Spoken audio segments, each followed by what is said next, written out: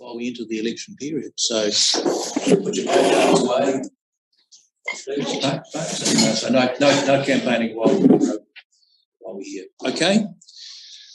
Special welcome to the Mayor, Bruce. Great to have you here again. It's nothing's changed this evening. We're just looking all a bit older and greyer, but you're recording in progress. You're looking fantastic. So great to have you here again. Look, pleased to be back, David, and pleased to see that you've held the ship very, very steady. I wouldn't say that, Bruce, but we're nearly at the end of the triad anyway. So one more meeting to go, and hopefully, Bruce, you'll be able to come along and chair that meeting in a month's time. It's certainly my hope. Great. Let's hope that does happen. Okay, I've asked Councillor Neil to deliver karakia for us today. Thanks, Jane. Given recent events, I thought it was appropriate to have a karakia to Kapi Manatia, for Willa. Te ronga mai koe, I te ko nui, I te ko roa, I te ko tapu. E nā ho o Kapi Manatia. Whakatonia arangi, whakatonia arangi. Nei, te whakatanga e, te whakatanga e, kume e, kui e, whakati e. Thanks much, Jane. We've got two apologies today from Councillor Harpshaw and from Foxvale. So would someone like to move that? Well, I shall move that those apologies be received. Thanks, Councillor Cogan. All those in favour? So, also remind you that declarations of interest is on Teams and is here and can be circulated. If you wish, please make certain that that's up to date as we warn us all each meeting. I don't think we've got any urgent items, have we, Lizzie, that we need to be concerned about? No.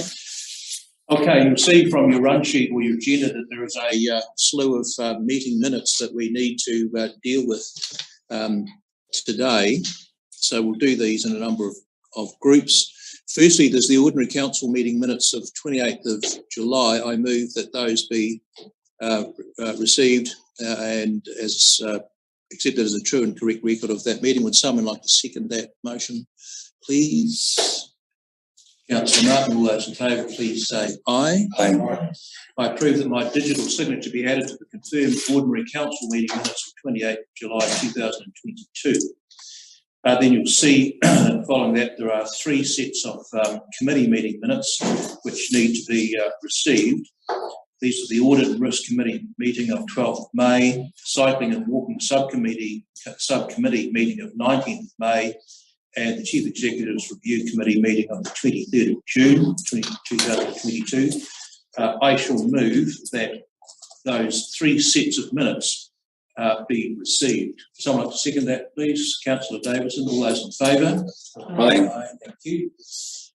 And then another set of minutes which need to be received or confirmed, I should say, because those particular committees are not meeting again before the end of this triennium. These are the Extraordinary Capital Projects and Tenders Committee meeting of 14th of June, the Audit and Risk Committee meeting of 11th of August, the Chief Executive's Review Committee meeting of the 15th of August, the Cycling and Walking Subcommittee meeting of the 18th of August. That's all of them. Yes. So again, I shall move that those four sets of minutes, four sets, be confirmed. Someone like to second that? Please, Councillor Davidson. All those in favour, please say aye. Aye. Thank you.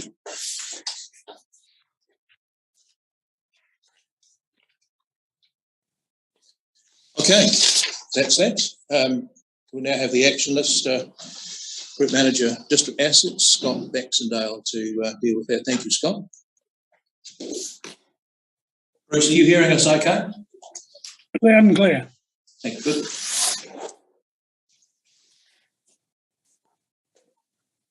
Okay, thank you, everybody. I'll go through them one by one.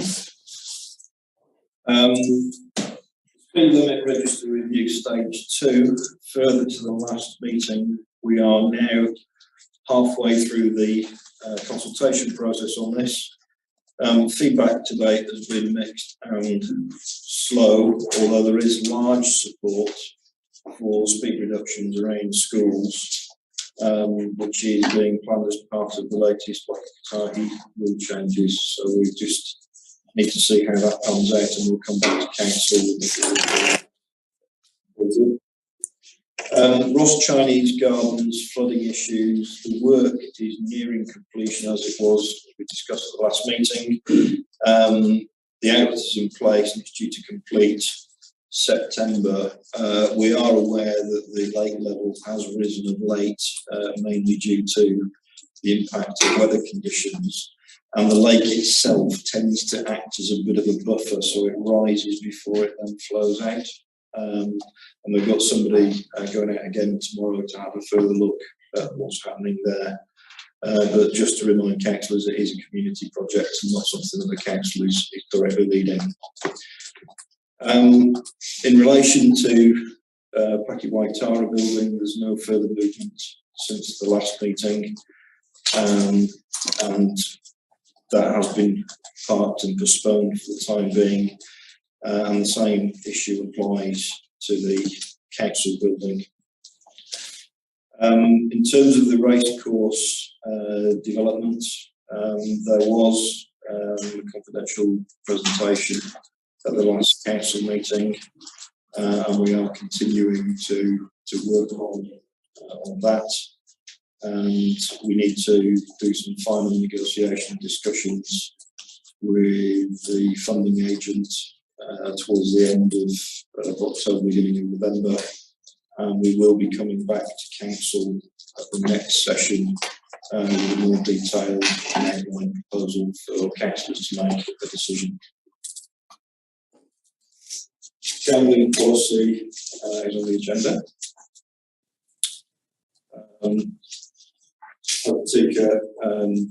Beach sign, there is no further movement on that at present. Otira toilets, the temporary toilets have now been put back in the community, and that happened the week commencing the 1st of August. We're now in further discussions internally about how we put together a more permanent solution of Otira. Those meetings and discussions are ongoing. In terms of reseals, there was a request for information about the cost breakdown of the bitumen component. Bitumen makes up approximately 50% of the total reseal cost. And in October 2021, bitumen was $990 a tonne. And by March 22, it had gone up to $1,165 a tonne. And by August 2022, it's approximately $1,355 a tonne, so that's a 37% increase over that time frame. And we are mindful of that in the context of what we're aiming to do out on the roads. Bollards at Canary Crossing. We discussed this internally in terms of how to best produce something for council to inform them in the decision-making process, because we are aware that bollards can be quite an emotive issue in a community, but they're also a serious road safety support element when you change road layouts. And our view was that we should put together a design brief for councillors, which would give you all the statutory and regulatory positions that councils face when dealing with road safety changes, but also give you absolute clarity on what choices you do have, what the areas for discussion will be. And the issue for us was it was quite a tight timeline to do that between the last meeting and this meeting. So we want to give ourselves some time to do full and considered analysis so we can give the best possible advice to council making decisions moving forward. So that'll be next meeting. Well, no, we were looking to do it for early next year because of the scale of the work that's involved, and we will have to probably take advice externally on it as well. Old Christchurch Road culvert replacement. Transportation manager came back to councillors to outline position regarding the external funding submission. The estimated value of the work was $250,000. That work was actually declined by Waka Kotahi, and we were proposing to introduce this project or include this project within the next LTP submission in 2023 for funding within the 2024-27 National Land Transport Fund. I don't have any further information to hand on this. If there is any further clarification that people are seeking on that, I'm happy to take that away and come back later. Berm mowing, there is a paper that's been brought today for discussions on berms. And the Better Off funding package, there was a workshop held with councillors on the 15th of August to look at the allocation of funding towards individual projects. It was a very comprehensive discussion at the workshop, and we had some takeaways from that we're acting on. We are proposing to have a further workshop around about the 12th of September with councillors to come back with those items that they wanted clarification from. From that meeting, we will be producing a report for council, the next council meeting, with a view to making a final submission through to the Better Off funding overseeing group by the end of September, oversight group, and sorry. And I'm happy to take any questions that anybody has. Thank you, Scott. Okay. Thanks, Scott, for your presentation. I've just got a few questions on a couple of the subjects here. So with the Ross Chinese Gardens, I was contacted this morning and sent through some photos which I asked to be passed on to. Okay, And I great. have them as well. Okay, cool. Yep. Now, question with the Otira toilets. So, can you give me an update on that, because I'm really unclear about when it says the temporary toilets that are going in, because what I was led to believe that we'd decided was that the toilets that were there and removed are the ones that are going to go back there, and then. Yeah. But what are they being referred to then just as temporary toilets again, and then are they going to then end up being taken away and new toilets put up? The issue that we've got is if we put a permanent toilet solution into Otira, then it can't be what's there at the moment because of the nature of it. So it has to be a proper public toilet facility that is located in the correct place with the right infrastructure with it. That brings cost elements. It also brings things like where are we going to site them, what lands are available, hence the internal discussions. But the pressing issue, certainly at the last meeting and from the community, was give us back the toilets you've taken away, which is what we've now done. And we're now moving on to that next stage of, okay, how do we make it a more permanent solution? With those two, because I know that there was a real issue because we did debate around putting in and installing new toilets, but then eligibility with the TIF funding was not going to be available either. So if these don't work with the temporary toilets going back there, and we have to look for funding of permanent toilets, where might that funding be able to come from in the future? The short answer to your question is yes, we will have to look for alternative funding, and we'll have to look at where that money comes from. And that is part of the discussion at the moment we're having internally, which we will then need to bring back here to talk to council about. But we were very much of the view that we would put back away, so at least there was something there. That's right. In the meantime. And are they functioning now that those ones have been? Yeah. Okay, so there are I'm working on my team. toilet. Great, that's good. At least I've got that back in the meantime. My next one obviously is going to be around these dreadful bollards out of Canary, and please tell me that we're not going to have to wait. I think you just referenced to the early next year. Please tell me those yellow bollards not going to stay in there through to I can have a discussion early next year about how to minimise the current impact of those bollards. There is a trade-off sometimes between road safety and aesthetics. But there's So never been a problem out there for all of these years. I think the issue revolves around, I mean, Carl's not here today, so he's the one that will give more detailed technical answer. But there is where you have a walking area that's adjacent to a road, which has been what's been put in. The challenge is not that the bollards will stop vehicles from colliding with people, because clearly they're just bollards that stick up. But it is a visual deterrent for people for when they come around corners, so that they can see there's something there. So I can take away from today and talk to the team about whether there is a way of minimising the impact. But there is a more fundamental piece of work that we've got to do, because every time we come with a proposal, well, not every time, but quite often when we come with a proposal about road safety, there is then a discussion about bollards and things that go with it. And I think that people need to have clarity about, if we do road safety features, are there bollards, are there not going to be bollards? What choices do we have on the nature of some of these traffic controls that we put in?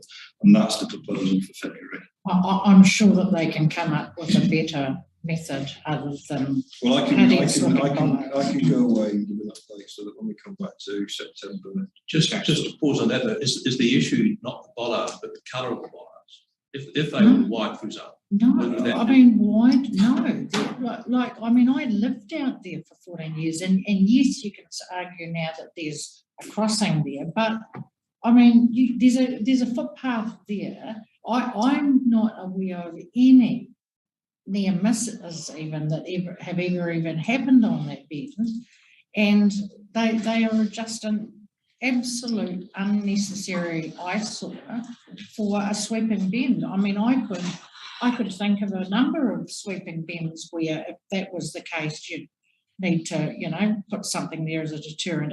I just think it is a complete and utter waste of time, and it just looks as bad as what they did when they were down on Rebel Street. Like you're actually driving into a construction site. I'm not a traffic safety expert. Yeah. So all I can say is that we can go away and we can look at what are the rules that have to apply to those types of changes to the highway that we've done.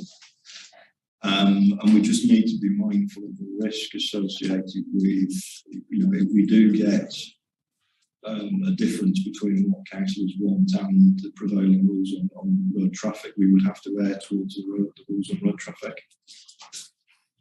because there's an issue about liability and public safety. Okay, well, I'd appreciate consideration of an alternate. Through the chair. I haven't finished. Oh, I'm sorry. I just got one more question. Sorry. Yeah. Just one more question on the better off funding package. Yep. At the moment, so from our last workshop, Yep. can you actually inform us, have we been receiving in a number of applications as we requested I am aware out that to the community? I am aware that there have been clarifications and emails coming in. I'm not aware of the quantum of that. Are you able to find that out? Because that would be interesting to see that we're getting a reasonably good Yes. response, and that the message went out quite clearly everywhere about that funding being available. We can come back and we can update councils. Yeah, that'd be good. Thank you. Thanks. Through the chair, just back onto the bollards there. Scott, could we have a step-by-step process of the requirement for that, and could we have that sort of delivered to us by email, say next week sometime? I can give it. I mean, I can talk to colleagues about what's available now. But what we were wanting to do was a full evaluation for councillors, so that you can sit down and we can say, if we do these kind of road traffic calculations, this is what comes with the package, this is what you have choices over, sure. These are the rules you can change, these are the rules you can't change. Sure. Again, going back because of that issue, I mean, road safety is a really important key. Appreciate that, yeah. So they're okay? That's fine. Thank you.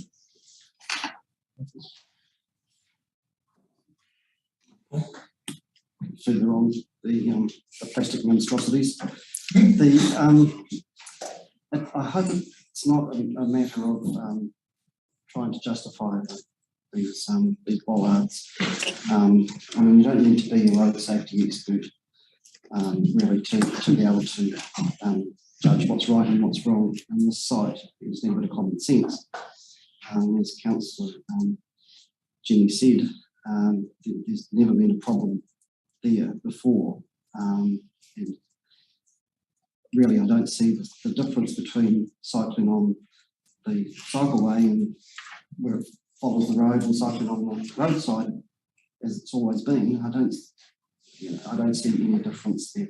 So I think we just need to be show a little bit of common sense with it. And February, I think, is unacceptable. I think it really needs to be addressed now. I mean, the word in the public are not happy with it. Someone on the council seems very attached to these yellow things, but they just keep popping up, a bit like the Casquare fence. But we do need to resolve it more quickly, I think. I accept that the yellow bollards are a sensitive issue. Well, they are. I mean, they were a sensitive issue when we were in Rebel Street. They're a sensitive issue now. The issue that we've got with it is we will try to resolve something and give advice as quickly as we reasonably can. And there are a set of rules that we will need to follow in road safety terms that might not always agree with what people want. But there must be a minimum requirement somewhere, that a minimum legal requirement that we need to know, and therefore presume it's a matter of discretion what happens after that. Absolutely, and there are issues about colour. So there's more than yellow. There's a whole range of colours that you can look at, and we may wish to take a view that we want to use some less obtrusive colours on the products that we use. But there is that fundamental piece that's going to take a little bit of time to do, which is about bringing a piece of work here so that councillors are completely and totally informed about what rules they have to follow, what rules they've got choices over, and what options are available. And there's an issue around the management of risk, not only in terms of road safety, but also in terms of the council, if anything happens. Transport manager was asked that last meeting to look at those issues. I think it's not so. She so presumed it's got something like that. Yeah, I mean, but the issue that if you take the view that in reality probably only 2 weeks in terms of preparation of documents between the end of one council and the next one because of the cycle of paperwork, it wasn't a piece of work that you could do within that time frame. Okay, right. Your Worship, you've got your hand up. Thank you, Mr. Chair. Just two matters. One is the Hokitika Beach sign. Now, Don Neal has I'm probably guessing, but it could be 20 years, looked after that sign, repaired it when there's a storm. It is in thousands and thousands of photographs. And now, I never went down this morning to have a look, but when I was there a couple of days ago, it looks like it's blown over in the storm. I'd like to see council get Westroad staff to contact Don Neal, work in with him and put the sign back up as quickly as possible. It's back, isn't it? I don't know whether you heard that. Apparently it's back. Oh, it's back up and running? That's like you, Bruce. I hate it when you do that. My second issue, I went and had a look at the bollards at Casquare this morning, the fence at Casquare, and I had a look at the bollards at Canary. From when we started the Canary project, we knew that up to 20,000 cyclists were going to use the West Coast Wilderness Trail. We knew that the application to upgrade that area come from Canary School, which has got a growing role. And quite frankly, I think that all this discussion about bollards and colour and there's a lot of rubbish.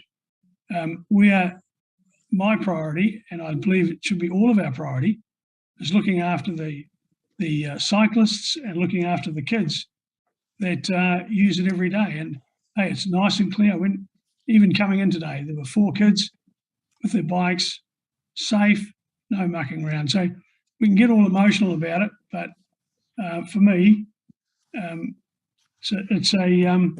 issue should be safety first, and after that, think about what's nice.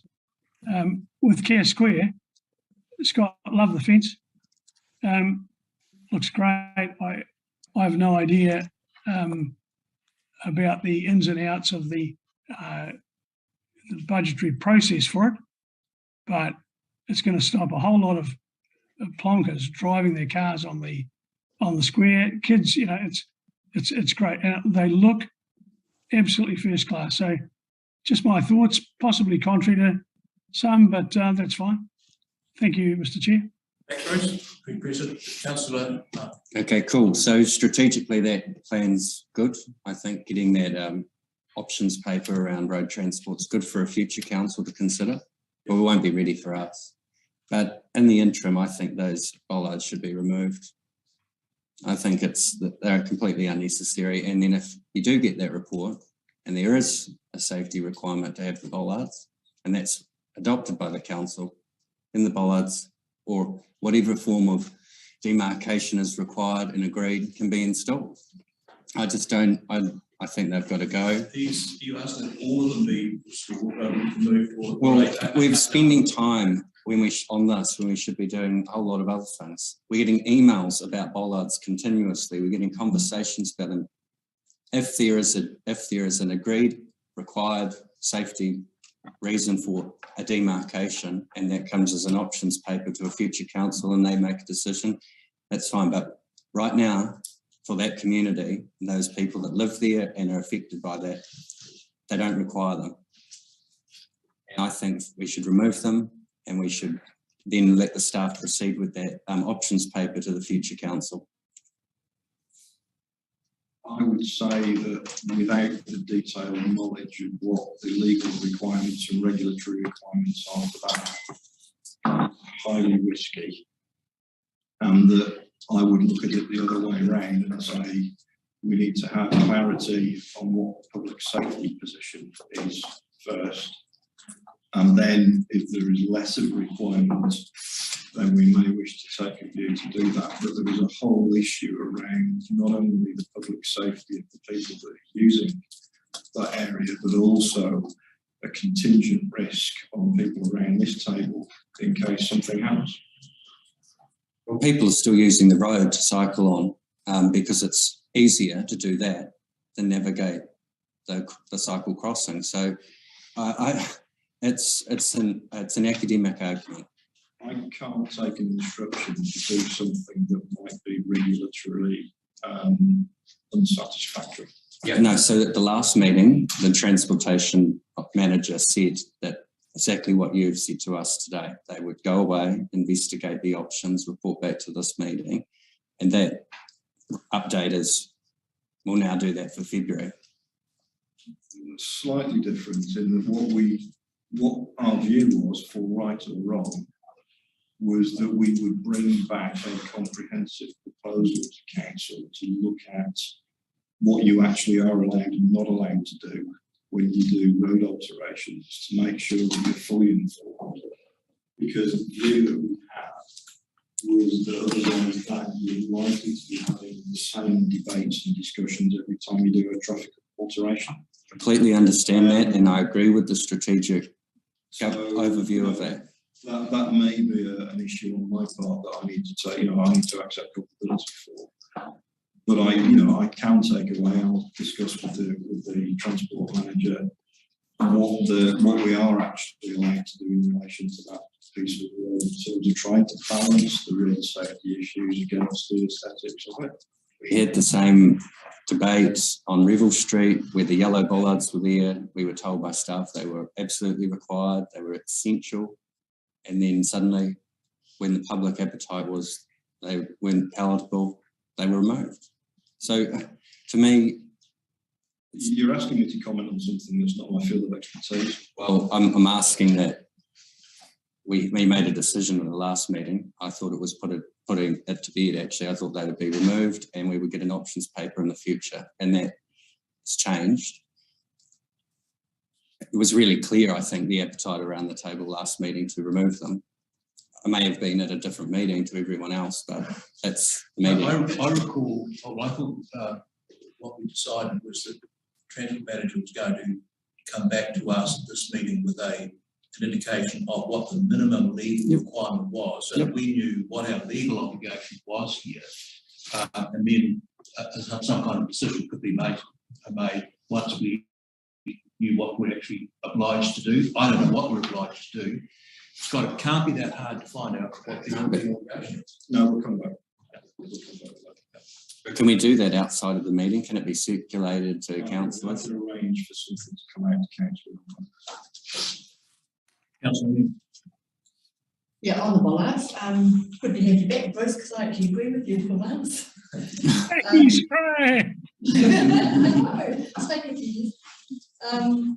I think safety first. I wouldn't remove them until we've made a full decision. Absolutely wouldn't. I expected something back, like you're saying, Nathan, expected something back with some options. And I think, Scott, I think you had a photo of some options with a lower marker thing there, which could have been possible. So really disappointed. I think that's more the issue, is that we haven't received back the information that we needed and that we requested. In the meantime, leave the bollards, there's no point taking them down. Yellow's fine. Also concerned with the photos of the lake at Ross, and okay, it's not led by council, but council has had quite a bit of input into it, and really disappointed to see that the levels are not working as they were expected to. Yeah, I think council needs to continue to have more input. Our requirement is to ensure that what's done is consistent with resource consent. Like I say, we got the photographs this morning. We've got somebody going out to have a look and see what things are. But it is a community project, and we are reliant on our community in terms of the completion of that project. It has to be done to be effective. Yes. That was how they do it. I'd like to know with the speed limits, you said there's not many responses have been received. How many? Is it like 2 or 3? So if we could have that information. So is it arbitrary, saying not many or lots? It just relative to. The race course, it's a bit hard to hear, but I think you said you're coming back to councillors for decisions to be made on the infrastructure project. When is it going to be consulted with publicly? In terms of the overall project, I mean, at the moment we are still at the feasibility stage of what the costs are involved in it. So there is no formal proposal or design layout that can be discussed because they just don't exist at the moment. So what we will be proposing to do is to come back to council, like I say, in September with very indicative costs and intakes forward. There isn't a proposal at the moment to go out to public consultation yet. I'm concerned that we're going further down one track, and by the time we get around to publicly consulting it, it's going to be like, oh no, we've gone down this way. in response to that, I don't know that's quite fair, Jane, because I think we agreed that some time ago that we'd have a process of negotiating with Kāinga over terms and conditions of a potential grant, and that's still ongoing. And so until we know that that's the case, then we go no further. And those options we discussed at a public meeting in this room some months ago. So the public are aware of that process, and that it would. I don't think there was a full public consultation, was it?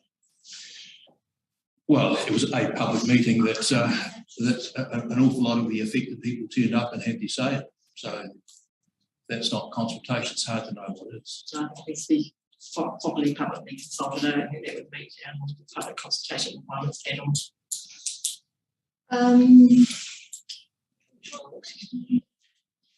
Okay, toilets, you're glad to see they're back in, and again, not really nitpicking, but would have expected some sort of MOU with the community Yeah. All they've gone in, are they level? Sorry. Are they replaced legally? As far as I'm aware, and there is an MOU, it's either in place or being put in place.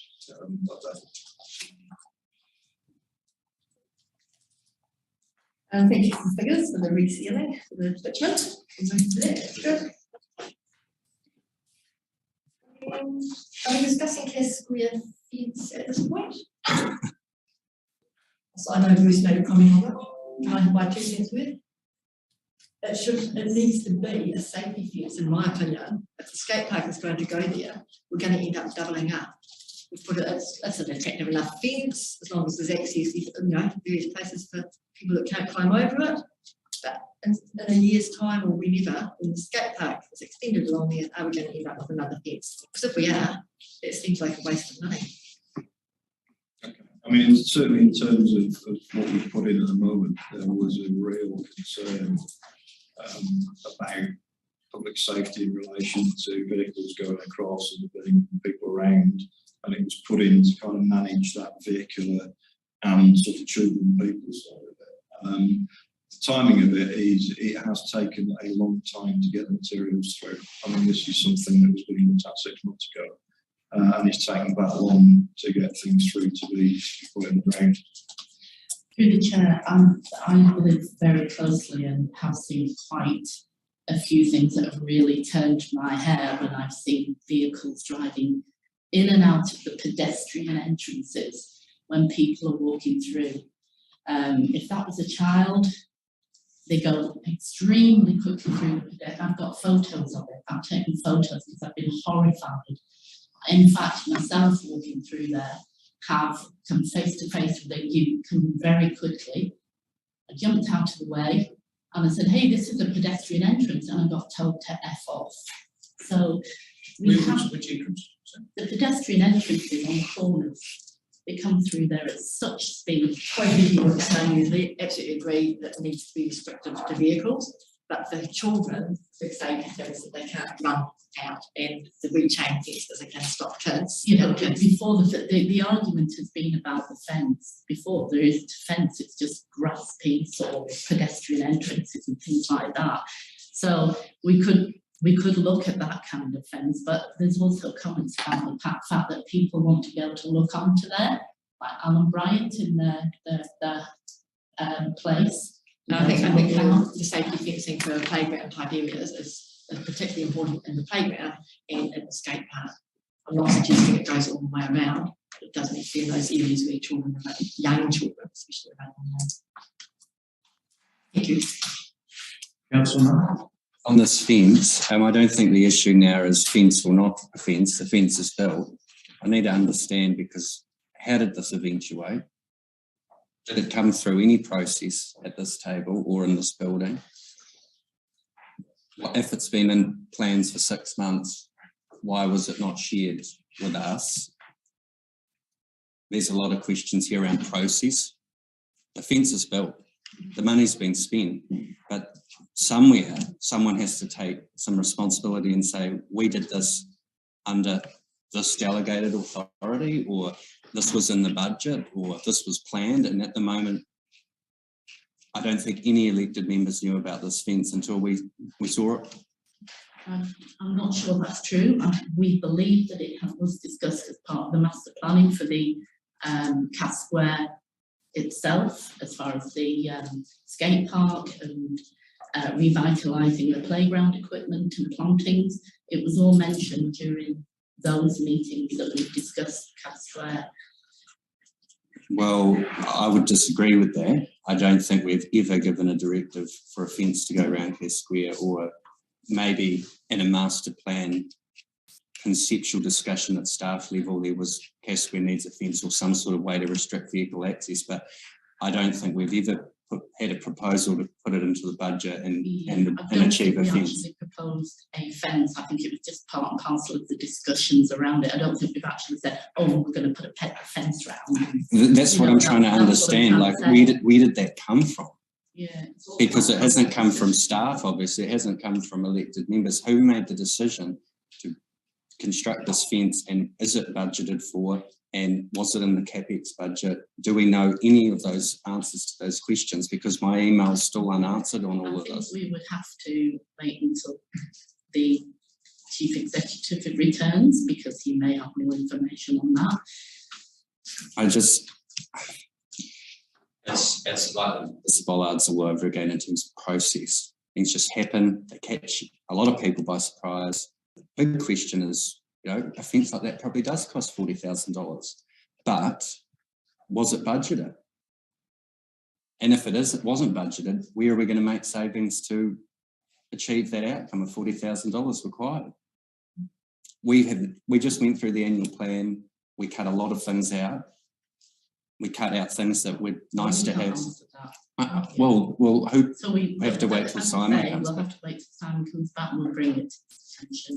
Well, someone must be able to, surely the chief executive doesn't decide on the fence. He may have more information, is what I'm saying. I think you've just put words into my mouth there. No. I didn't say that. I said he may have more information. Yeah, usually when projects are that are discussed around this table are planned and subject to a lot of planning and naval gaze, and then a lot more planning, except when it comes to the Casquet fence and the yellow bollards at Canary, which seem to have gone up with lightning speed. I do agree with Councillor Martin on this. I don't recall it in my time here, discussion about a fence per se. Safety is another matter, but it would have been helpful to have had that conversation at the council table first and said, look, there is an issue with this, and we need to look at solutions, and that's the solution might have been, as Councillor Neil says, to erect some safety fencing around the children's playground area and the skate park, and maybe put bollards where they actually belong, in the corners of the Casquet, to stop vehicles from accessing them. But I also have to note, of course, that half-wits have been ripping up Casquet probably since the horse and cart days. But it's not very often. I think it was an overreaction, really, but anyway. It is what it is now.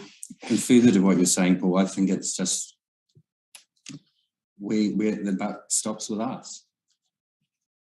We have to be able to defend this to the community, and at the moment we're lacking in a lot of information on this particular matter. On that aspect, yes, and we don't have that. We can't respond to that at this point in time. But you have to remember that we have to action a safety plan there. We have seen incidents happening, we have noted them.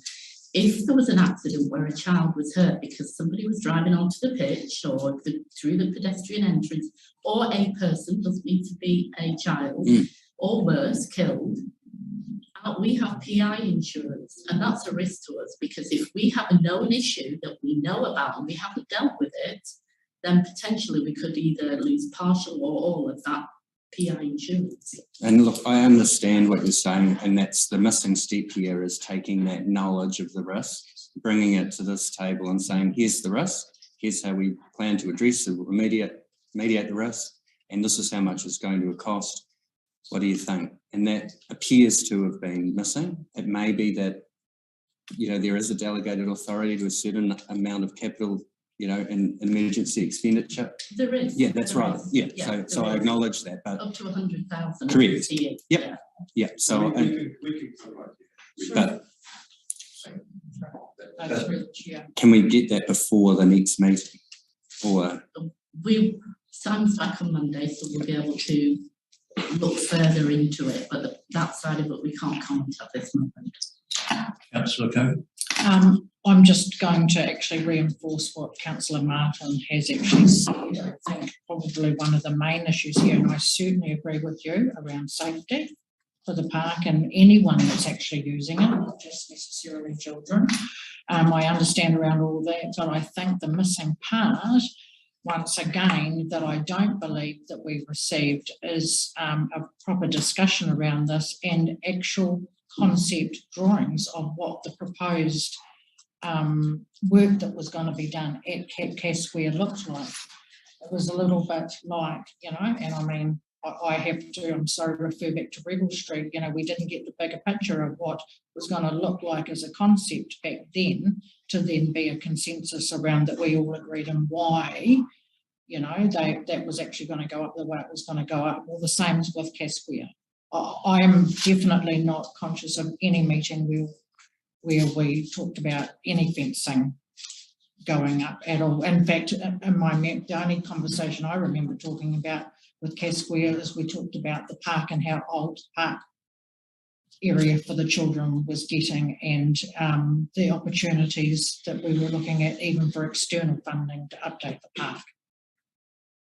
So Lisa, can you ask Simon to come back to us? We will do, Just yeah. on Yeah. that sort of process. On the process. And just clarify two things on the fence. Is that 40,000 estimate, is that to complete the fence as per the plan, like the little bird's eye view, or is that what's been achieved so far?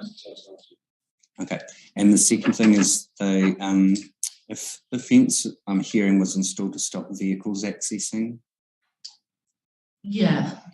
Yeah. So one of the community feedbacks on it is that the chain link actually reduces accessibility for people to walk freely through the park and directs them to the four corners effectively to enter. So if it is to stop vehicles, are these cars, or is it, I mean, you could take a two-wheel motorbike through the pedestrian entrance, for example. Is the chain necessary? There are other there are several pedestrian and there's not just the corner ones, there's other entrances as well, but isn't that what it's for? To direct them onto, if there's plantings, where are you going to want them walking across the plantings? No, So, but there's no plantings. No, but there aren't at the moment, but that's all part and parcel of the discussions we've had over Cass Square. It's around what we do with it, plus plantings and things like that. That's all in the concepts. Okay. But as far as cars, yes, it's to stop cars because it's a safety matter. Yeah. So we're not stopping people going on there, we're stopping cars going on there. That is going to potentially be a safety issue for the people that are trying to use it. yeah, and so that's just the feedback. If it's to stop cars, then the chain is not necessary. Well, in the pedestrian entrances, there's going to be because there used to be I don't know what it was, like a railing or something to stop anything going through. Yeah. Bikes can get through. But we'll be putting something up again which will stop vehicles going through those entrances. Well, let's just be cognizant of the fact that we should share that. If staff have an idea about what's happening at Cass Square, we should share it with us and share it with the community so they know. Because we don't at the moment, and I'm sure a lot of people will support what you're saying. Just through the chair. Just on that plan, is there a plan there for it? Like, where does it go from now? I can let design my hands put through to people so they can have a look. I don't have the details. Was it going, do you know whether it was going We along? did have those concept plans, but it didn't show the railings or any fences or anything like that. It was just a concept with the skate park and the toilets and Was it going along Stafford Street at all? the fence? Yeah. I don't think so because there's no entrance other than the That would be the biggest risk, a car driving off that. Yeah, we seem to be approaching this all.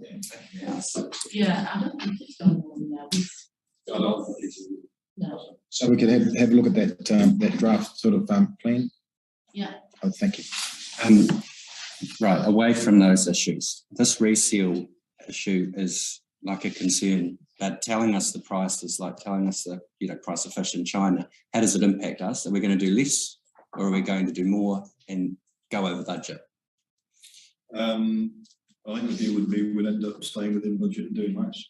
So what are the implications on that for us? Because that's critical to understand. If we're going to achieve 37% less.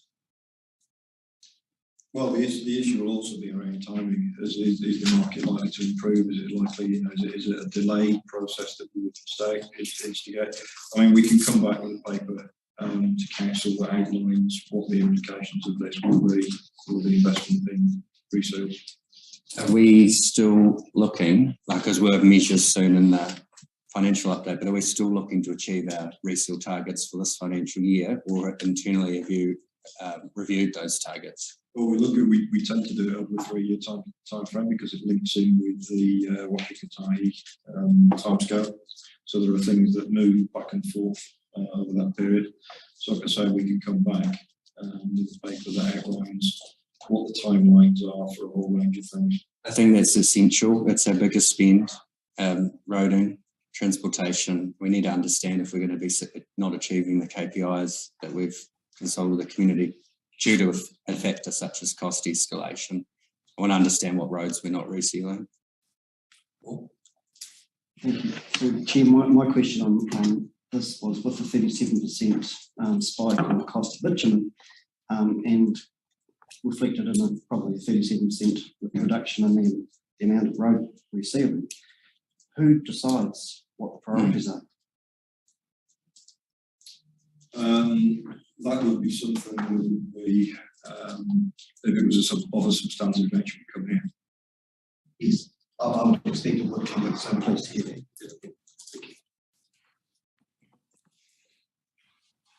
Okay, councillors, any other? The Fox Creek culvert on Old Christchurch Road, the estimate for that $250,000 for one culvert, has that been tendered, or is that just a staff estimate to get it to put in for a Waka Kotahi funding application? Because to me that seems incredibly high. I would need to, the transport manager isn't here today and came through our transport team, so I would need to come back with an answer to you on that. There's further to the emails that were circulated to elected members around this. I think it would be good to understand in real time price of actually doing that work rather than focusing on the $250,000 estimate. Is it actually that? If we talk to contractors, would they, well, now it's public, that's the price they'll be pitching towards, but it just seems we're not spending $250,000 on culverts. You know, I've never seen that in the budget. So we can bring that back. It would be appreciated, yeah, to understand that. And the Otira toilets, I think the messaging there is good for us to understand, but have we done any community consultation? Have staff talked to anyone in Otira about the long-term plans for toilets? We've had some general discussions with the community about it. My members of staff have been out there in terms of installing the temporary ones, so they know there is a discussion about a longer-term solution, and they're aware of the fact that we're going to need to discuss it internally and come back with some proposals. So could we be pitching towards like it's a significant item, like annual plan next year in terms of the timeline on this, so we know that it's time bound, but also gives staff and the community appropriate timeline to work towards? We need to come out this table. So yes, because we would need to look at what funding requirements were and where that money is going to come from. It was probably the best opportunity with the 2023 celebrations in Otira to, if you're looking for external funding, to tie applications into that. You know, if there's a permanent toilet block that's fit for purpose and it's not just something like at Sunset Point, then you could probably achieve or apply for external funding, or that community could, around that event, and having some sort of it's hardly the memorial you want of 2023, but there would probably never be a better time to be tying a funding application in with something significant happening in Otira. And if that we're pitching that for mid next year, I think any later you miss that opportunity. Regardless, though, it will be inevitable that they will have rates increases, and they need to understand that. So, oh, absolutely, yeah. And it's tied in part to the next, you know, the report around how we engage with Otira and how things are funded, and because there was an old way of doing it, it might not be the right way going forward.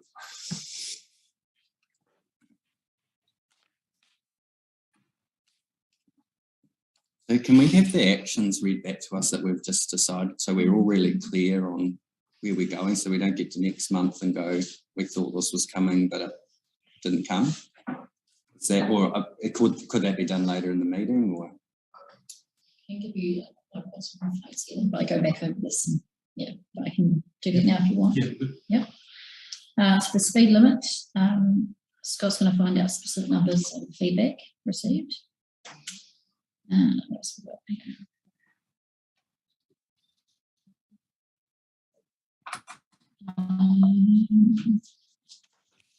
The toilets, you coming back about that? Is that right, the toilets?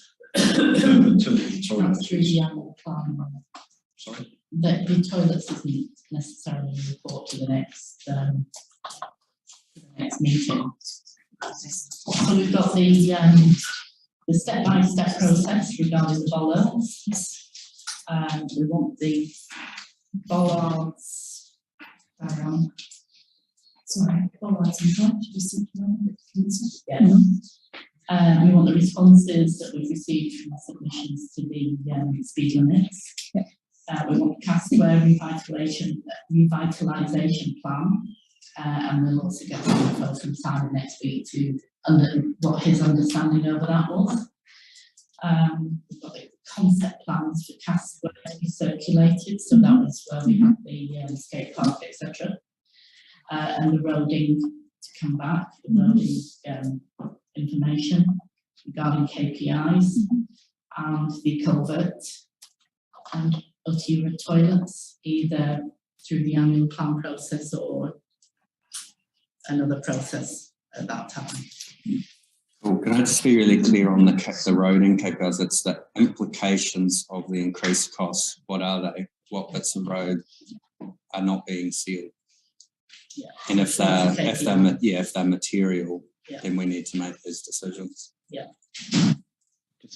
Through the chair, sorry, does that concept plan, Casquare, include the proposed fence as well? No, it says, as we said before, that the concept plan just was a kind of, well, we'll put the toilets here and we'll put maybe this is what the skate park would look like, but it wasn't in detail. But I think the conversation, this is where we are failing to understand. Yeah.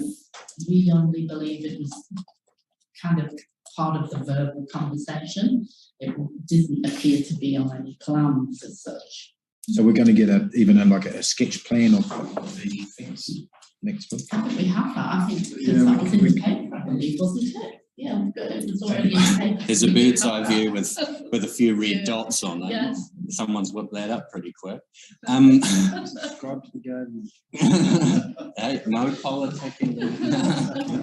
Business promotion. But that Casquare one is critical that we move quite quickly on, because at the moment we're all unsure, and that's not a good place to be. I'll be catching up with Simon on Monday morning, handing over duties again, so I will discuss that again. Okay. I can't do anything to before that. I think the annual plans might miss opportunities. The earlier opportunities for funding can be investigated if we want to tie in with the celebrations that do. Okay, guys, we need to move on. Okay, anything else? I move that the group manager district assets action list be seen. Someone second that, please. Put your hands up. Oh. Neil, thank you. All right, so, Aye. All right. thank you. Scott? You'll be relieved to sit down. Okay, Lily. See for the hot seat. So this is the council's financial performance for the month of July, and that's on pages 74 of your. Good afternoon, Mr. Chair and councillors. I present the report, the financial report for July. I'll take it as read, and through the chair, I'll accept any questions. Lily, thank you. Is there anything in the report other than what's already stated in it, you think you need to draw our attention to? No, not at this point. July is always a very slow month to kick off because we have the delay following the decision on the approved annual report and actually implementing some of those additional expenses that may have been approved. Okay. Councillors, any questions for Finance Management? Councillor Hart? Thanks, Lynley, for the report. Just one question on debtors. The 745 that's sitting in 60 to 90 days. What is that in relation to? It is potentially in relation to grants, but I'll have to get back to you and confirm that one. Quite a substantial amount of cash flow, isn't it? Generally, Yes, but generally it usually, is. the grants are not usually an issue, but it may be a timing issue of when we've done the invoice and when they approve it. But as I said, I will review that and confirm that's what it's in relation to. I mean, overall, the debtors are less than half what they were this time last year, so it's a good thing, but it's quite substantial, sitting in 60 to 90. Yes. Yeah. That's all for me, thank you. Councillor Martin. That's all right, it's fine. We've got all the time in the world. Thanks, Lynley, for the report. Page 5, note 2, around the grants and subsidies. That's significant variation to budget of 95%. We budgeted of 941,000. Actually, we got in 45,000. That's it's a really good example of our reliance on grants and subsidies because they're not guaranteed, and the phasing and timing around them is irregular. Is that simply what this is, a phasing as in a timing issue? Yes, that's right. And there's also potential that some of the revenue posted in last financial reports needs to be deferred into this year because we've yet to review the expenditure and match it against last year's grant funding. Because other than that line, everything else is within Kui of meeting the target, right? So is this target an arbitrary target, that estimate, if you just smoothed the total grants and subsidies brought in for the year and just put it across 12 months and said...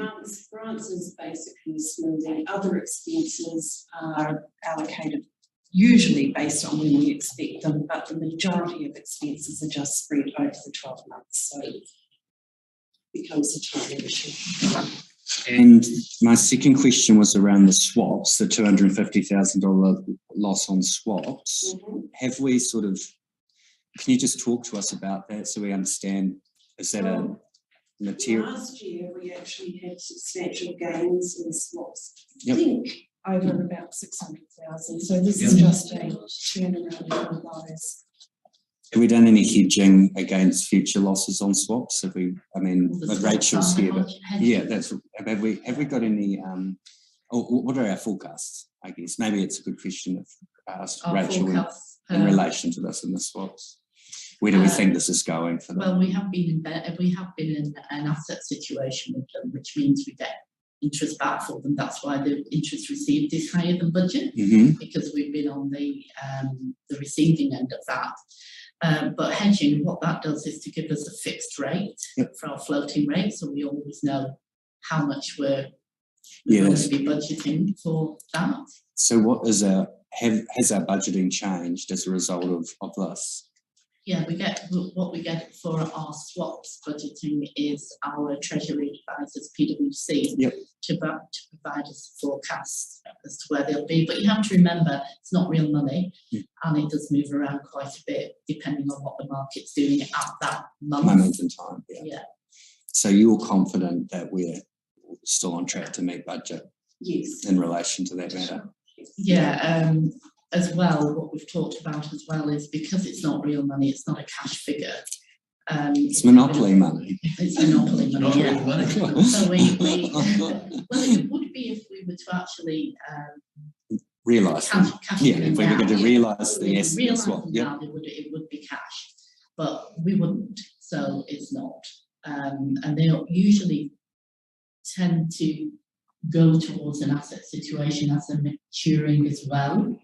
So all we'll do is just have a bit of a reconciliation at the end to show what the real profit is and take out the things like depreciation, the non-cash and the swaps and non-cash stuff. But because under accounting standards, it has to sit there. So we're not too worried about that as far as the budget's concerned. Well, they were my two questions, so thank you. Thank you. The council borrowings are set to hit 35 million in 2023. And given the impending theft of 3 water assets, which are stripped from the council asset register, which will seriously impede our ability to borrow, I think that's one of the major risks facing the council, and reality check for some of the dream projects that have been discussed around here. There is the potential for that. At the same time that the assets are removed, the borrowings on the 3 waters will be repaid as well. So our borrowings will actually drop at that time. And I don't have them in front of me, but I do have forecast figures of without the 3 water borrowings as well into 1st of July 2025. Right. So the you don't know what portion that is of our borrowings. I don't know, I've got a figure of 8 million. Yeah, I heard 8 million in the back of my head just now. 8 million. Yeah. So it's not a lot. That still shouldn't be a license to borrow more because we've given $8 million back. I'm just making the point. No, I agree with that, but the borrowing stems from the assets, the capital projects going forward and how they are funded. So if you want to reduce borrowing, that's what you need to review.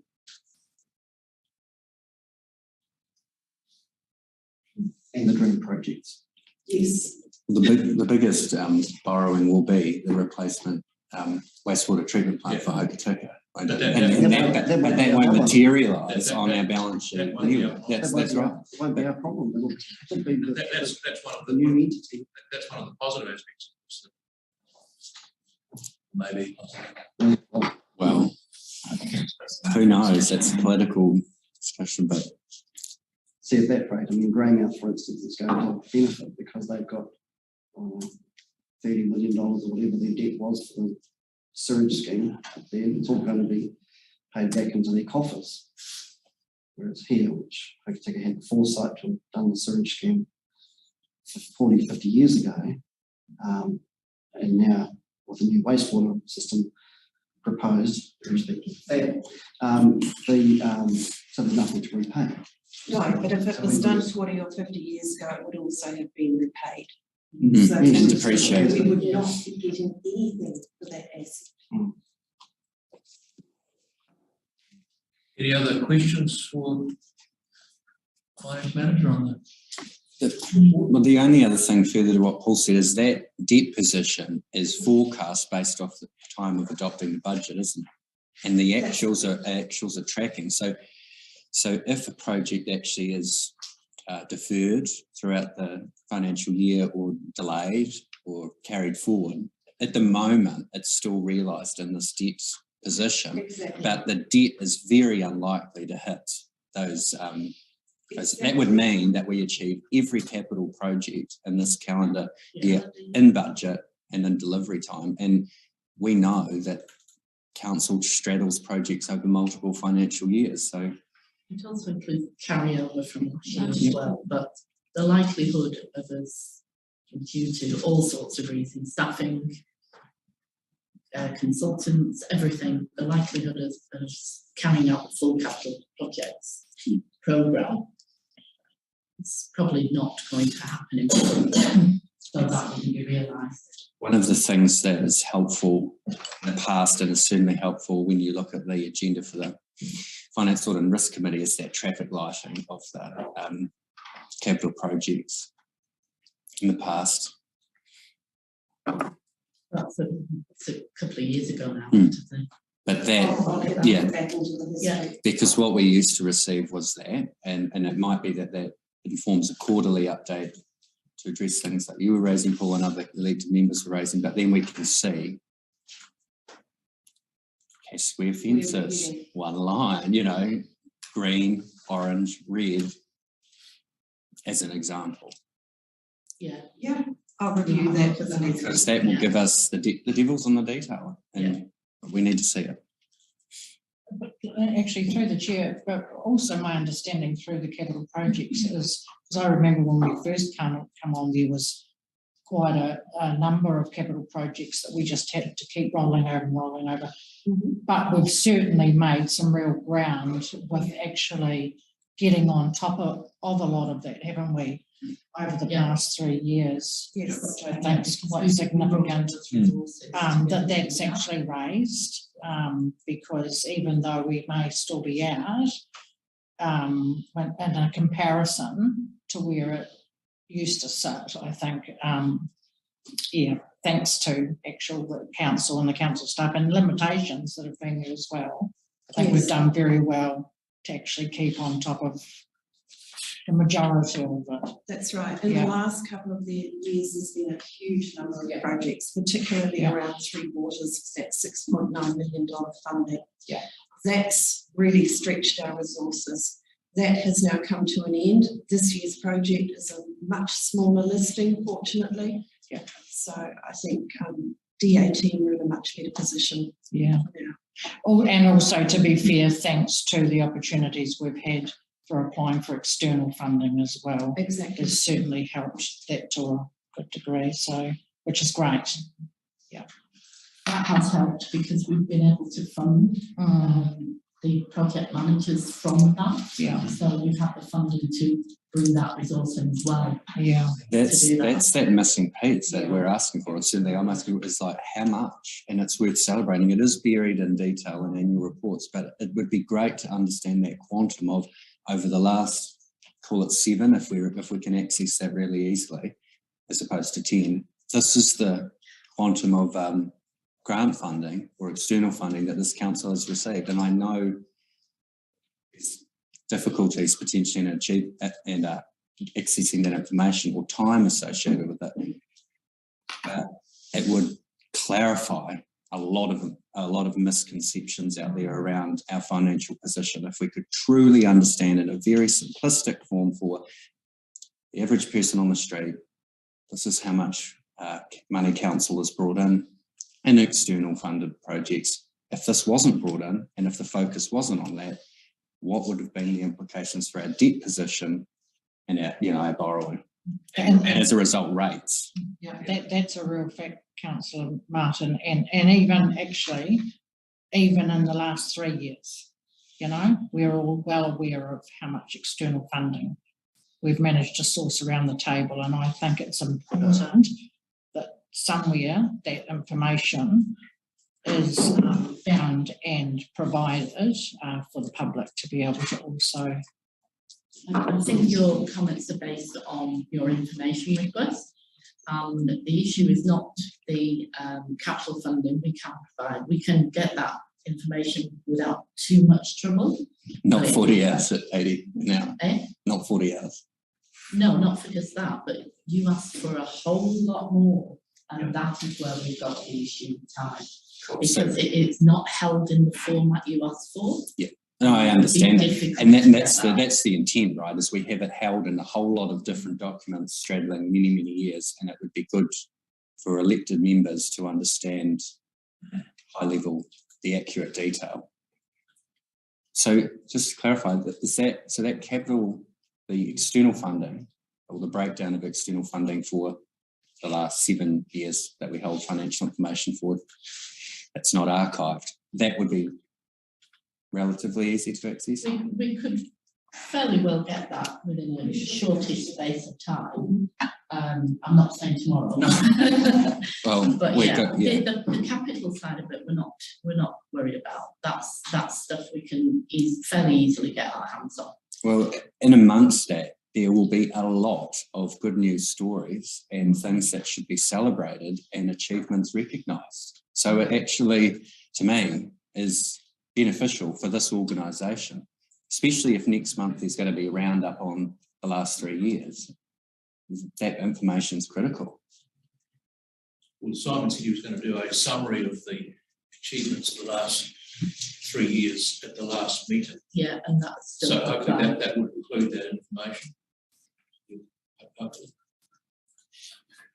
You can put it into that report if you would like.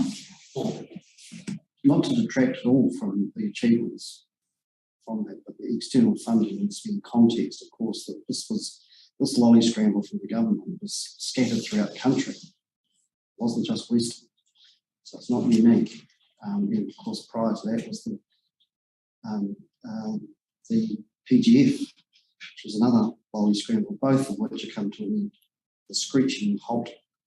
So one can't put too much faith in that in the future. I think you're right, and that's why there's the question around grants and subsidies in the financial report. We are, as an organisation, quite reliant on them to operate, and our budgets are built off significant grant and if they disappear, we have to have a contingency. That's the whole issue facing local government, isn't it? The local government around New Zealand is underfunded.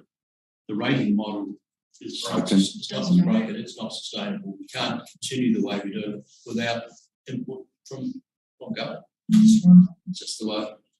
It's got to be the way of the future. Right, can we move on? Yep.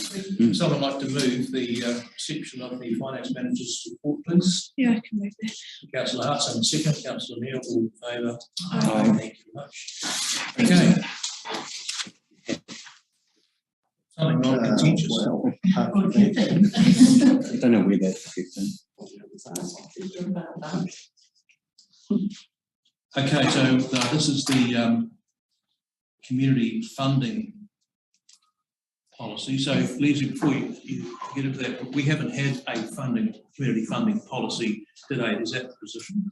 So this was brought to the last council meeting, but we were requested to make some updates to it, and we have made those updates.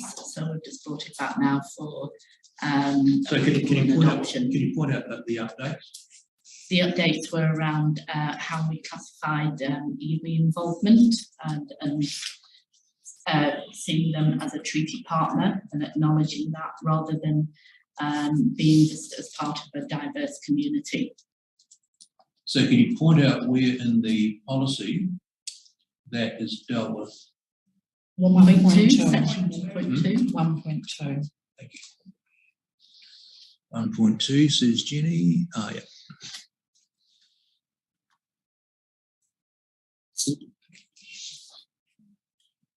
It's gone a bit wider than that, though. There seems to be other changes throughout the document to reflect other things like, you know, older people, youth and people with disabilities and the rainbow community. And it was that, where did that direction come from or that input come from? I think it was just, rather than just having diverse communities, it was just to expand on that. You could have a whole, I mean, there's... Yeah, can I just acknowledge, just so that you know, I didn't write this policy, I'm just presenting it, so I can't potentially answer all your questions around that, but if you have any, you can take them away. I guess my final question or point on this is, if we get we receive a policy, we send it away for amendment, what would be good to see is track changes. So this is the policy that we didn't adopt. These are the track changes. I agree. It's gone on here without the track changes for some reason. I don't know. I agree with you on that one. Through the chair.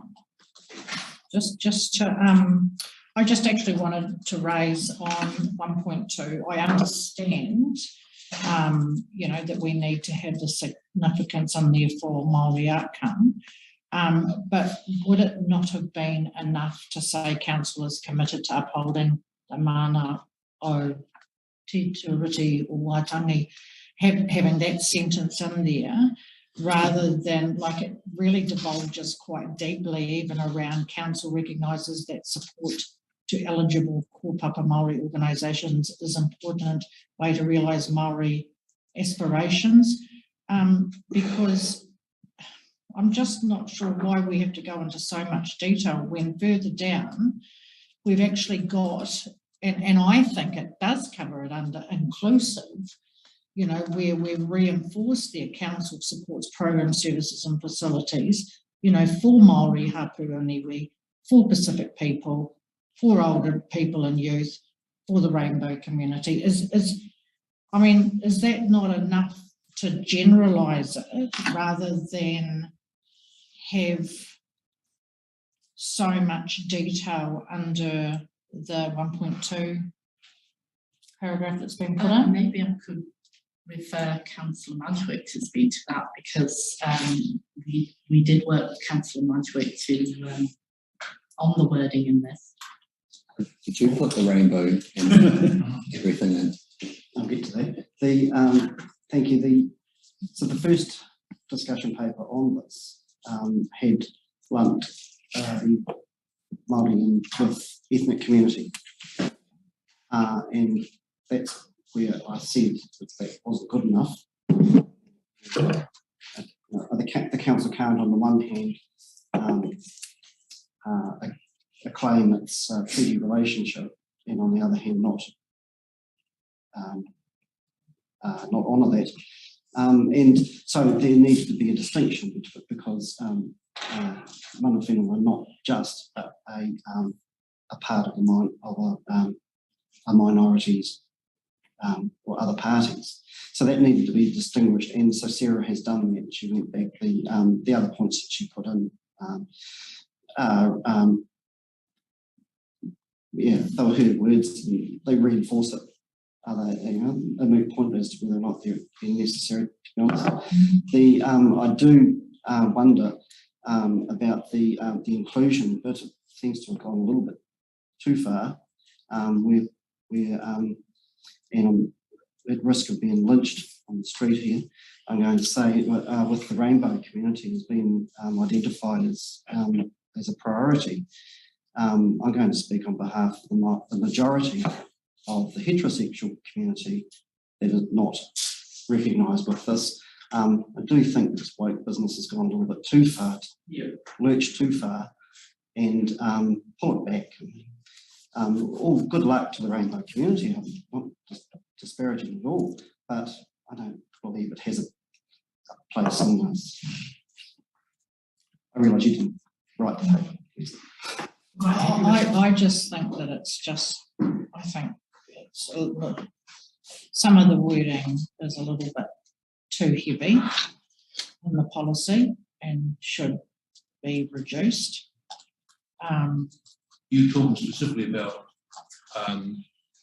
the bullet points under 1.2, are you? Yeah, I think that you could have covered that quite consistently and clearly without there being, you know, like there's quite a lot of focus in on that particular section, and I don't think it's necessary Could for I just all point of it. something out though?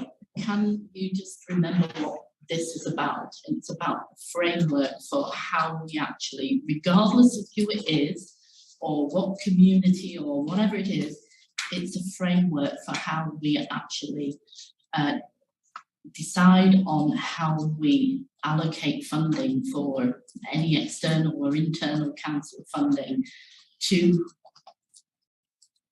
groups. That's right. So there shouldn't be a lot more emphasis on one area than the others. It should be, you know, capturing all the areas, but not one, like a particular emphasis on one area, which when I read that, that's what I took from it. So we have under inclusive, but not limited to. So where do we say just don't put anything in there, or just put everything we can think of? I don't have a problem with the inclusive part. I read it as the first part is just explaining what is meant by the commitment to Te Tiriti. And then further on down, it's giving examples of groups that have been disadvantaged. And it's talking about equity, not equal. So some groups do need more support to bring them back up to where the vast majority of groups are already. I think that's why there's the inclusiveness of the rainbow community and others. I've lost it now. But yeah, so I'm happy with the way it is. I think the best area on that you've got too is in the summation around eligibility. You know, that to me, you know, yes, there needs to be, you know, and there's some good wording and needed wording around that, but I just think some of the other wording could be potentially reduced. Probably we go with, yeah, that's we can draft by committee, but that it becomes difficult. So, In terms of strategic thinking, if we make any sort of wording changes today, is it going to actually change the intent of the policy? Because the policy, I don't think it is. that's right. I think if we wordsmith and change and put Pacifica and take out Rainbow, but then we say not limited to, reality is this is a framework to guide the staff to, when they're assessing applications. I think to take this forward, we should adopt it, and realising that even if we do change the wording in it, it's not going to change the outcome, that all applications will be assessed against the principles of effective, equitable, consistent, transparent, flexible and inclusive. And people's interpretation of those words at the time of assessing it will be based on the merit of the application. So who then is the appointed committee of council? So that, because that's also something new, isn't it? Well, we've got Decisions on funding allocations will be made by an appointed committee of council. Yeah, that's not been decided yet. This is just saying that that's how it will be done by an appointed committee. And who will decide that? As I said, I didn't write this policy, so I think we'd have to, I'd have to refer that question. Yeah, because I just question that as well. If it's a community fund, should it just be a committee of council that make that decision? Or if you're going to have a committee, should that not have the responsibility for allocating these funds? Yeah, I think it would have been good to have had a couple of community people on board with that committee as well, rather than it just being solely council. Creative communities committees, the sport staff travel fund already have community representation on those committees. Yeah, but that's different to this one. No, I think this is all related. No, this is the council one. Yeah, but that's the council committee. Doesn't it specifically exclude those?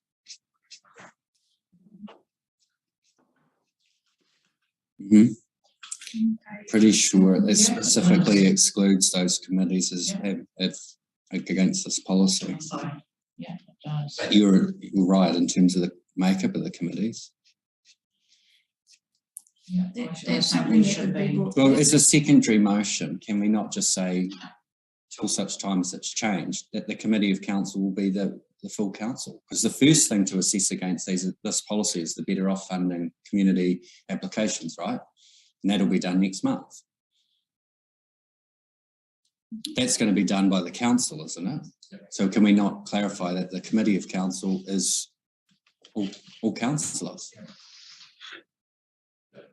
And if the new council stands up a separate, different committee structure, then it's fine. We won't be able to get community reps on that for September, will we? No, but we're not giving away our functions to community reps, are we? We should have an opportunity under the policy where we could have. At the moment, if we pass this, then this stands without the option of them being considered. Well, I agree that the functioning of the rest of the council. This is the. We are community presenters. I don't think we want other people. That's right. And yeah, the council, and this is not original with respect. This is other councils do this. Other councils have contestable funds for community funding, and those decisions are made by the council, the full council. And I think that's probably the intention here, to be honest. It's probably just the wording. Yeah. And that's absolutely correct, because this is what we're doing anyway. It's just formalising it in a framework policy. Councillors, I'm prepared to move that the funding policy as presented be adopted. Someone prepared to second that? Yeah. Councillor Neil? Can I just clarify the wording of that last bit that you wanted about the committee and council? Was there specific wording with that? No. Or is it just the duration of the remaining duration of this training is full council? Come to council. Say that again, Nathan. That for the duration of this, or for the remaining time of this training, that the committee is the full council. I don't know. We just need to give some guidance to it. I don't think that's a necessary inference from policy. Yeah, if it's understood, I don't. We need to spell that out. Well, there was talk of getting community people on to make decisions. So No, it's the full council. Yeah. That's it. Is the We could change question? wording to committee of full council rather than committee. Yes. We could, we could change the wording, sorry, I didn't say that very well.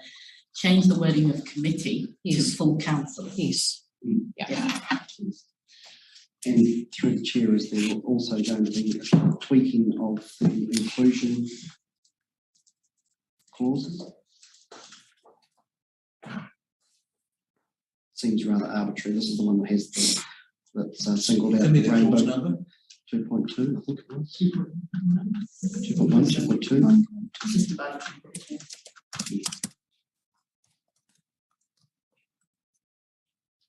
question there is, do we start listing every community, new coasters, Chinese? No. You know, that's what that list starts to give effect to, doesn't it? That's right. Yeah. It needs to be, in my view, at least, just broader. It does seem rather arbitrary.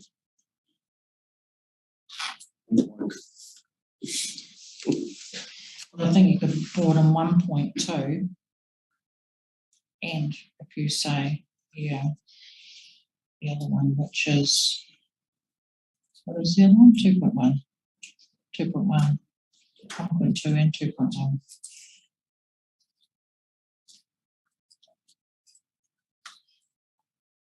Well, I moved the motion and it's been seconded. Does someone want to move an amendment?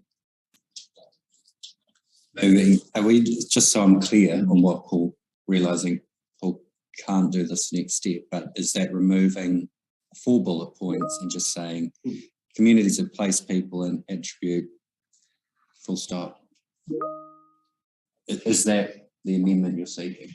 Yeah, well, you're right. I mean, I'm unable to move or vote, but I would suggest that this needs to be quite simple, that the council commits to policy of inclusion. Yeah, I know it's a matter of interpretation, but at the end of the day, it's going to be making council. That covers everything. At the end of the day, it's going to be coming to this table. So it's full stop after the word attribute. And a strike through of the 4 bullet points, including but not limited to, colon, gone. Is that correct? Pretty much. You have to check, you're going to have to check with your mover and seconder. So, Well, I also, sorry. so do you want to move a motion?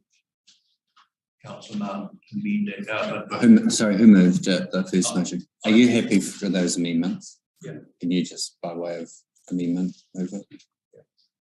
So we can move a motion and Jane second. I prefer those 4 bullet points being left in those directions. So What's that, Joe? I prefer those 4 bullet points being left in. Which ones are those?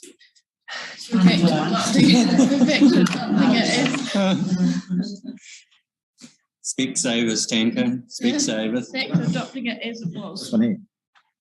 Is that what you're talking about? Yes. Yeah, so what, just, so at the end of the day, does Maori get a vote on this? No. No. Okay. But if they formed another group, Form what I don't know what you mean. okay, all right. I don't know what you mean. The decision through the chair, the decisions are going to be made here. The iwi representatives don't have a vote, That's correct. but we have a say. That's right. Okay. That's the way it is. All right. But that's different to the 4 bullet points, isn't it? The 4 bullet points I'm suggesting should be wiped out and just replaced with a simple council adopts a policy, commits to a policy of inclusion. Simple. Can you not live with that, Jane? I don't agree, Paul, that this is being wiped. I think it's bringing issues to the foreground. Well, we need a policy because when we have a meeting in 3 weeks' time, we need something to guide a framework of assessment. So, Mr. Chair, could you please put the motion to a vote? Okay, so the motion is that, What about the other amendment? just hold on, the motion is that the policy as presented be accepted or adopted. That's the motion. I moved it and Jane seconded it, Councillor Neil seconded it. All those in favour, please raise your hands. Yeah. Leave it as it is. Those against. Where did Bruce vote? Motion is carried. Okay, it will be fine. Okay, so we now move on to the Otira community request for a community board. Wesley, that's you again. Thank you. I'm scared to say anything. So this was brought to council as a result of council actually asking for it based on an email from Otira wanting, requesting the community board. Myself and the executive officer have done significant work and research on this. And the result of that is in this report. I'll take any questions. Just to clarify one thing for me, Bessie, I'm uncertain about, and that is that under the recommendations you say that council encourage the Otago Community Group to become a legal entity by applying to become an incorporated society. So does that mean they can't become a community board until they become an incorporated society? No, what we're saying is let's council do not have a community board. What we're saying is it's worked well throughout the rest of the community with incorporated societies. And we're suggesting that that would be a better way to go. But I thought option 1 was establishing a community. Yeah, so it's meant the to say options option 2. The report's wrong, actually. It's confusing. Yeah. It's supposed to say preferred option is option 2. Oh, option 2 then. Yeah. Well, the recommendation is that we don't have a community board, Right. but we suggest they become an incorporated society. That way they can look for external funding as well as through council. Because the board problem is the necessity to pay remuneration, isn't it? Remuneration and formal meetings and costs behind those meetings. Councillor Cody. So why is the Otira board to be set up? Why is there a requirement to pay remuneration to board members when you have a number of other community organisations? No, they're different. That's what So, we're but saying. what are they going to be doing different under their committee than what the Ross community will do or the Because they're an Cockatoo? incorporated society. They're not a community board. So It's a why? community board under local government, so it's a statutory board. Let me just clarify a fact. They are. They're not incorporated. Otira, No, they're not Orca. incorporated. No, they're not, unless they've just done it within the last week or two, because we did a search. Of Orca. Orca is their name, I think. Otira Responsible Community. Yeah, we've done a search on it and they're not incorporated. So why I don't, and I'm sorry, but I don't understand then. So community. Because then I would say to Ross and Cockatoo community to do the same thing and then have. No, they're, what we're suggesting is Otira do the same as Ross. We're not suggesting Ross change. But Ross, the members on the Ross is an incorporated society. But they don't get paid remuneration. No, because they're not a community board under the Local Government Act. So why do Otira need it? No. Misunderstanding it, Councillor. Yeah, maybe I am. The recommendation was around the wrong way. Yeah, But That's part of the confusion. what I'm saying is, right, we don't recommend that they right, become okay, a community board. So they're not going to be paid. right, Yeah. yes. So I didn't totally, yeah, But that they that's the way I read it at the start and I was, Incorporated. okay. They are incorporated. 10.2, recommendation 10.2, that clarifies it. Yeah, That that makes council sense now. encourage the Otira Community Group to become a legal entity by applying to become an Yes. incorporated society. Just Yeah. Googled them again, like I did when this report came out, and they are incorporated. So they were incorporated on the 13th of the 7th, 2021 as a Otira Responsible Community Association. So I'm really confused now. Is that on the society? Another community, so Is that on the society's website? Yeah. What, No, so that's on the open corporates. well, Yeah, anyway. anyway, That might be- they maintain they are incorporated. They're not on the Incorporated Societies Register. You look at that.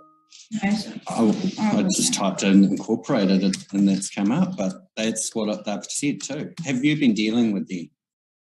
I haven't been dealing with them, no, but we've had the information from Simon, and we looked at the register and couldn't see them there. So I think the point does definitely need to be clarified. If they think they're an incorporated society, but I think it's semantics, really. I don't know that they actually wanted to be a community board under the Local Government Act. It's a different matter.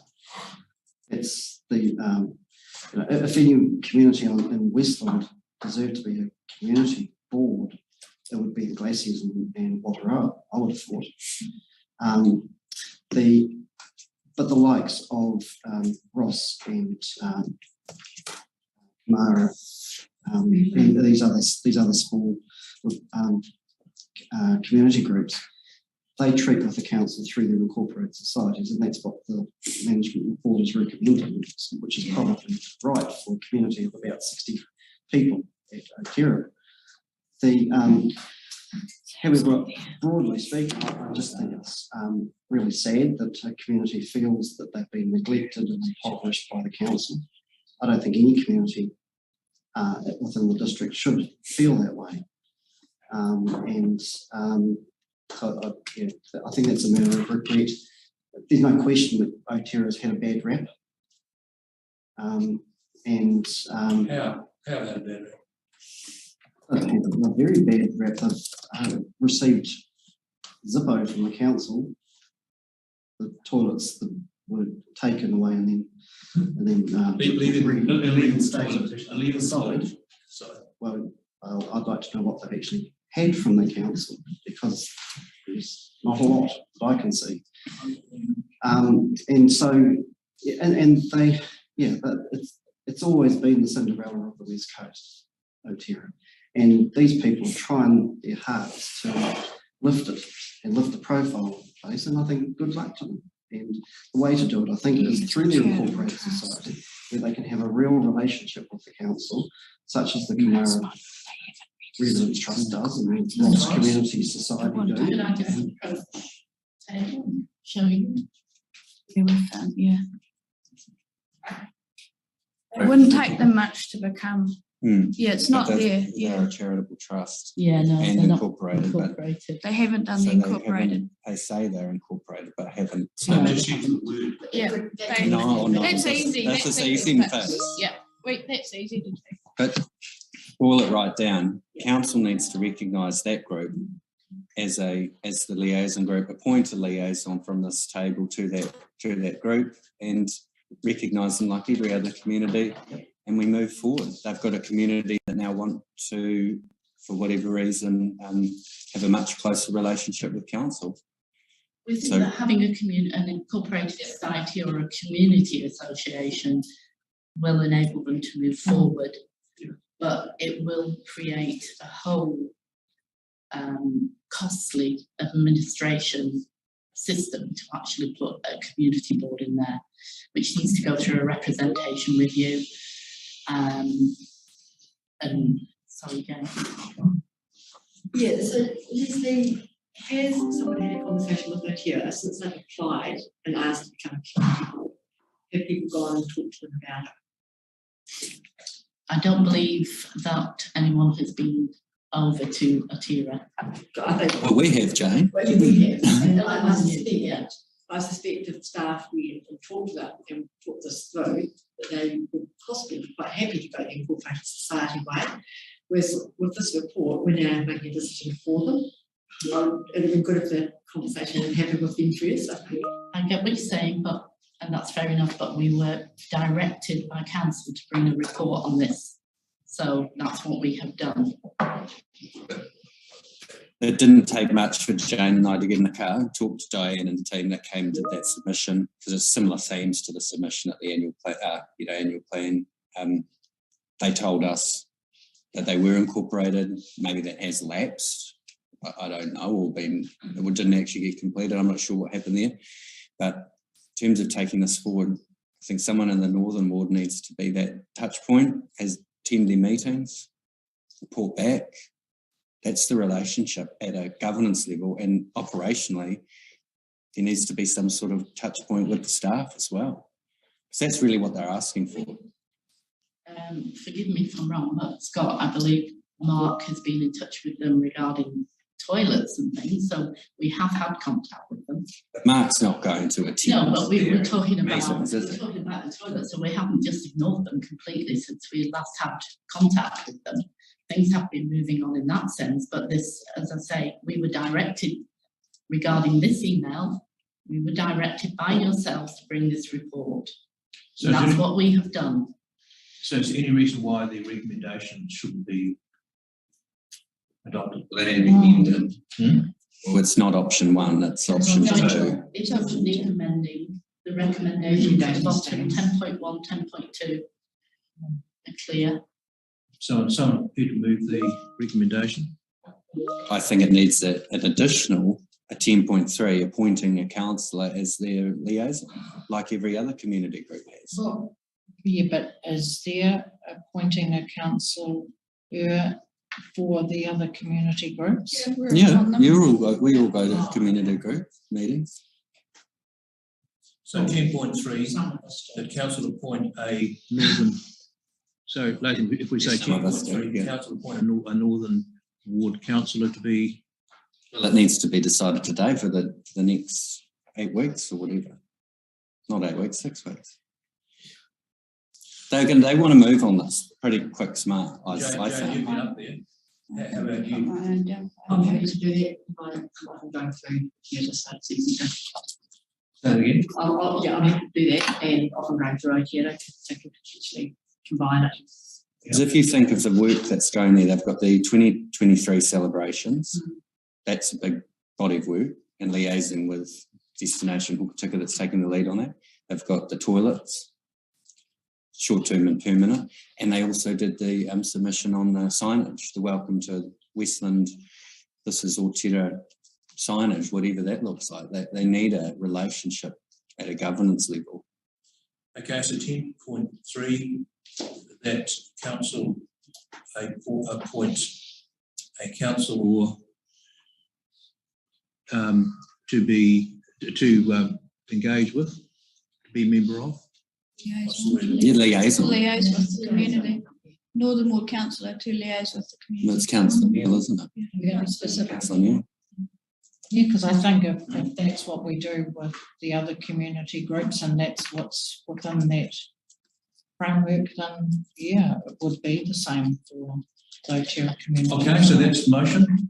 Do we have a second? Do we have to? Yeah, I can have a Councillor second. Cody, thank you. Julie, all those in favour, please say aye. Aye. Those against? Did that stipulate Councillor Neil in the resolution? I don't think you should I stipulate don't need to. council. Well, we're all. She's volunteered to do it, so. And then It's only for It's in the eight minutes. weeks. Is it? doesn't stipulate- But is it in the minutes? no. This is, I I think, think you should say a Northern Ward councillor, and in the meantime, Jane has offered to do that, but with the new Tranum coming up, you'll have other Northern Ward candidates. must be a crystal. So that potentially the load can be shared, so the expectation's not just on one councillor to be turning up for the community meetings. Okay, moving on to gambling. I bet this one takes a long Next one. Thank you. Now, the first thing I will say again is that I really, I'm just presenting this report to you. I cannot answer any of the questions on this. It's just availability of staffing. So it's regarding the social impact assessment that council directed us to bring back. We've just been asked to receive it anyway, aren't we? Just been asked to receive it. It's really just giving us information. If you do have any questions, I can refer them and bring them back to you. Let's play the scenario out a bit. Effectively today, most of the reports have had to be delivered by you as acting CE. Would we not have been better to just not have this meeting? Because all of the detail that we're asking is we can't get an answer to. I mean, in terms of what we've discussed, a lot of today has been trivial. This is a reports so far out of all of them. Yeah, well, I know, and we've got Scott Doak stepping in and other people. This one, the community funding policy, the Aotearoa Community Board. We could have left them off, but it's not. Well, I understand that, but we want them. But it's a bit awkward when we don't have. But we can't help staffing, can we? If staffing are not here. That's right. That's where the staff are all on leave. You would rather us pull reports and just not present them to you for reading and accepting. Well, you know, like this. As I've said, you can provide the questions if you've got questions, and I can refer them and bring them back to you. Yeah. And look, I understand where you are at, and you're facing all of these questions. For me, this was commissioned to have recommendations for change as a result of it. It wasn't. We shouldn't have spent money to write a report to say we received the report, even though the report has quite clear recommendations in it for council to consider.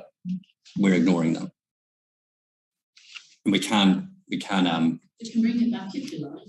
You can bring it to the next meeting and potentially have someone who can speak to it and answer your questions. Would that be preferable?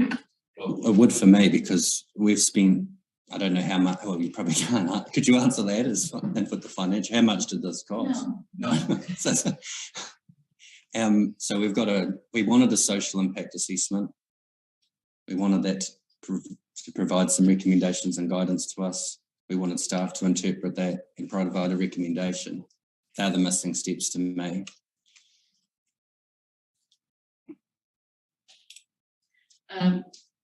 As part of here, it does say that you could determine whether you want further review. So I guess it's been quite broad in the way that the report is written, that you review it, and if you want us to review it further for change, then we will do. Paul? Thank you. I'm quite comfortable with it, really. I mean, I was the one that requested this social impact assessment because, with respect, the previous meeting discussed this was about to rubber stamp it again. And I said, Tybor, I really think there needs to be, take a step back and have a look at social impact. We're not talking about someone that sits over at the railway poking 20 bucks into the pokies. We're talking about people with addiction, this miserable addiction to gambling. And this report goes into it, and it says people are travelling from Hokitika to Greymouth, from Greymouth to Hokitika to escape being detected and seen constantly at the pokie machines. There is a problem with gambling on the West Coast, and Hokitika is not exempt from it. And I don't think it did any harm at all to have had independent eyes look at this and to present as it is. And at the end of the day, the Westland Council has a reasonable policy about sinking lid, and that's good. The other councils on the West Coast don't. What it does highlight, though, is the amount of money that's been poked through these machines annually, versus the amount that comes back to the community, and that in actual fact the West Coast is the lowest in the country in terms of percentage of returns from the machines. That's an issue that perhaps the council should delve into a little bit more. But rather than year after year with the annual plan, the submission from Community Public Health that comes in and raises all of these issues, and they're just ticked and move on. I think this has been a very useful exercise, and yeah, and as I say, I don't have any problem with it now. I think we've done the exercise, and yeah, I think that was when I read through it, there is one adjustment we do certainly need to make to the policy, which was where we're contradicting the actual law. So It's like incentivise instead of discourage or we something. just need to clarify that. So that I have read it, that much can regardless come of back. not being able to answer your question. That's what I'm getting at, implementation of the next steps, because this is great, but now what do we do with it? with respect, through the chair, that's probably the only adjustment that needs to be made, and that can easily be done. Yeah. Through the chair, I just want some clarification around this, because Paul, you've actually brought up a very relevant concern for me, is that I accept that it does need to be probably better controlled, because there are people out there, that are with addiction, but we've got people out there with addictions to a lot of things. We don't close pubs down because, people are addicted to alcohol. So to what extent do we actually enforce that? But what my concern is with this is, and as we all know, and particularly for community groups over my years of experience, community groups also become particularly reliant on funding like this. Addicted. But funding, to be able to help support their community groups, which has become less and less over the years by going through pubs in general or businesses. It's becoming much harder. So I just had a few concerns around, well, one now actually, and I'm sorry, I didn't actually realise that the money that gets put into the machines over here, we only do receive a smaller percentage back. So I actually would like to know whose responsibility that would be to actually question that, because it's all very well for us to look around the policy, but we're, and we're talking about it, things like 3.3 about if existing hockey venue closes and relinquishes machines, the permitted number of venues and machines would reduce as per a sinking lid policy. Well, that bothers me if that's going to happen, because then there's going to be less machines, which in my mind tells me there's going to be even less of that small percentage of money coming through. So who would question that? Who would question back to the lotteries about, what that percentage looks like for smaller communities like that, and how we can work it that, yes, we take action and appropriately for the concerns that arose, but also that we don't end up missing out considerably and because we're very reliant on that for supporting community groups. Through the chair, so that's the other side of the coin, of course. Is the reliance prediction of community groups on the pokey proceeds. But what the report is telling us is that in actual fact we're not getting our fair share back. No. Page 25 says the West Coast receives the smallest proportion of the money spent through the pokies back in grants of any region nationally at just 22%, considerably less than other regions in the Southhold and substantially less than Southland, Canterbury and Otago. The question needs to be asked, why? Why? But don't need to do that today. No, So, but who asks I that? think the council should. Yeah. And initiate that now. You don't need to answer tomorrow on it, but it needs to be addressed. because the community groups that do rely on the pokies. Definitely. But, anyway, I've got partners here, I'll use it. Well, I shall move that the report on the social impact assessment. Just one moment through the chair, Dave. I just noticed no one's mentioned TAB, but this report does. I'm just over to Paul. I mean, he had quite a bit to say on it. quite a bit to say on it, but through the chair, that's because the policy was about, it was about gambling and the poker machines. Okay, thank you.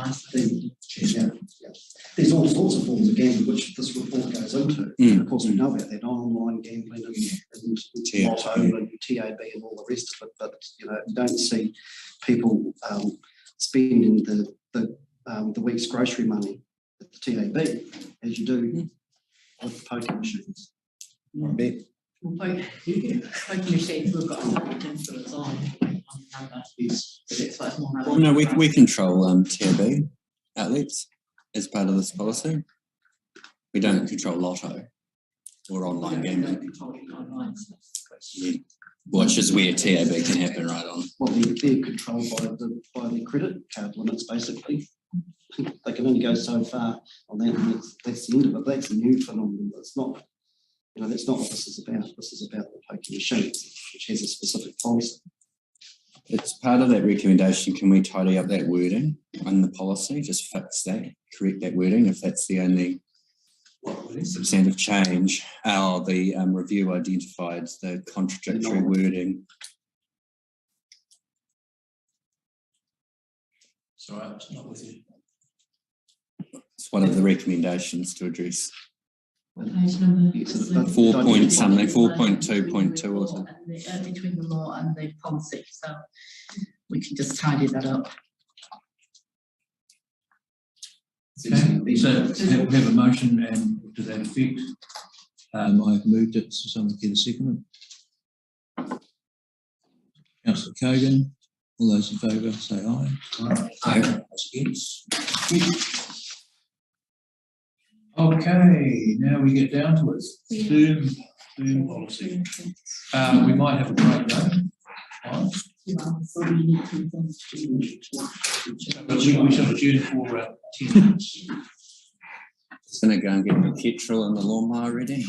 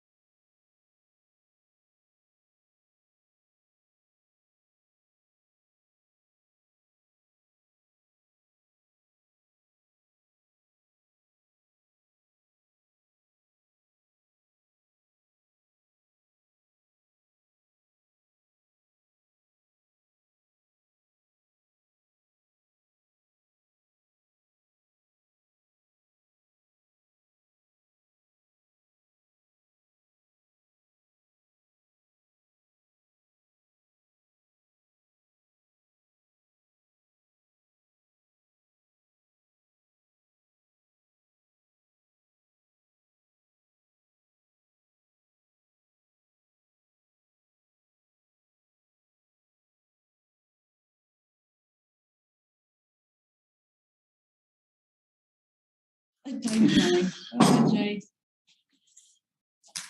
policy. Booms and bollards. Away the issues, there's no doubt about that. Okay, everybody ready? Councillors will recall that we brought a policy document last year for council to consider in relation to firms. And it followed from the withdrawal of mowing by West Road because they haven't been remunerated for it. And clearly we needed to have a discussion around the cost of burn mowing versus the streetscape. This has now been in force for not quite a year now.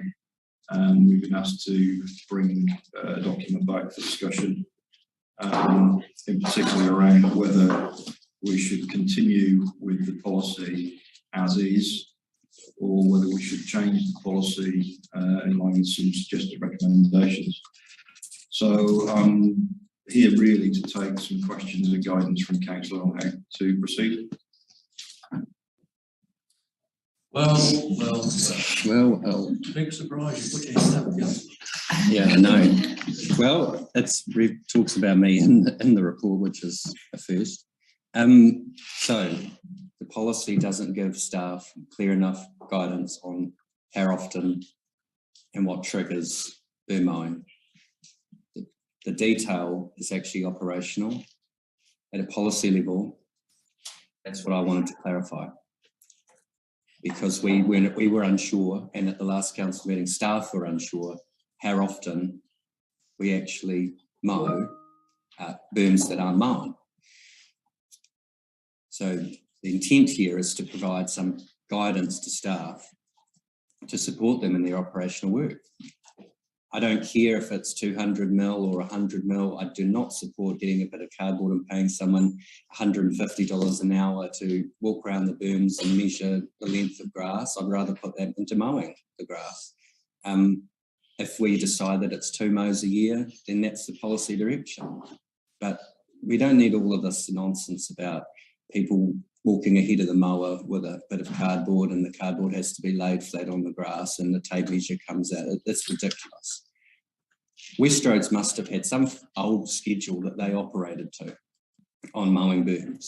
It was never an issue.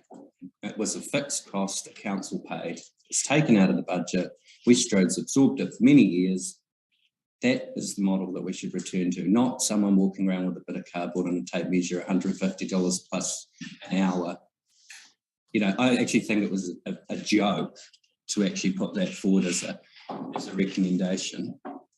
So I certainly don't support it, doing that, but I do support setting a minimum guidance to the operations team that berms should be mown once a season or something, some sort of direction, so they know it's not just as and when determined by council, because I'm not sitting here at a council meeting resolving every month to mow the berms, and that's what the policy requires at the moment. Don't they need to be mown? They need to be mown like my. That's right. Exactly. Yeah. Why can't I just? That mowing Cass Square one will whip around 2 berms on the way home. Yeah, I agree. It is just a matter of common sense. I disagree with the length. Who wants a 20 centimetre high wall? I think that needs to be reviewed, but it's just a matter of common sense and for the contractor to just keep an eye on it, and when it's getting unsightly and unkempt, you must whip the mower over it on the way home from Cass Square. But that unsightly, I mean to say, that's where you need that measurement come into it. not 20 centimetres. No, I didn't say Right that. down No, I didn't say that.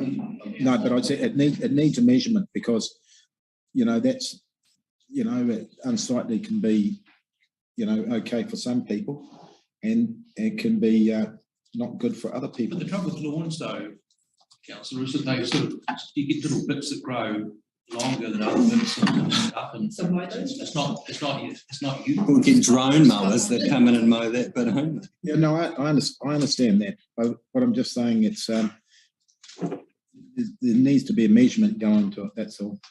So the reason, the recommendation is that the status quo remain. The status quo is that We don't do them. Is what? We don't do them. It's Through the the status chair, quo. Scott would like to. When we actually implemented the policy, the idea was very much to encourage the local residents as far as reasonably possible to mow curbs in front of their own properties. And the general view from our perspective is that in the main have been quite successful. Yeah. Barring one or two cases where it's problematic. Yeah. So I think from the nature of the way that we're recommending the report is there may be areas that we're going to look at that may not quite come out in the way we originally anticipated. We accept that. We're just nervous about introducing something that other people may go, oh, we can just leave it alone because the council can mow it later. And that's the bit that we're mindful of that. Councillor Thanks for that, Scott. Yeah, because like I just have a real problem around that where number 5 risk analysis, option 2 contains an additional cost risk for this policy as it will require a greater level of staff review and monitoring for the grassland. I mean, please, like that's absolutely ridiculous for that to even be sitting in there. Applying a strict height policy may also cause damage to the ground. Well, I just don't even believe they need to even be in, that should even be a risk in there because it should not come down to the height of the level of the lawn mowing. It's just the consistency and the tidiness of it. And yes, you're right. I mean, you still have to have a reasonable level, but shouldn't common sense also dictate what level is in eyesight that is, I mean, clearly, we know it's not going to be like half a metre, don't we? It's all. This is all a little bit kind of gone quite over the top. Yeah. What I've through the chair, what I've sort of found is that when you have the measurements in there, they're sort of used when you got it when there's a problem of the grass not being mowed properly because it's unsightly. But most of the time, the people that are mowing them, they have got that sort of common sense approach, and they keep them in a good state. But it's just really good to have measurements in there because if you've got an issue with people that are mowing them, that's all. I think we're all against you on that one, Councillor. Beg your pardon? I think we're all against you on that. Why is that? I think people don't like. Sorry. We were told that it was $10,000 what it used to cost. It was taken out of the budget. Westroads carried that cost for a number of years and decided not to do that.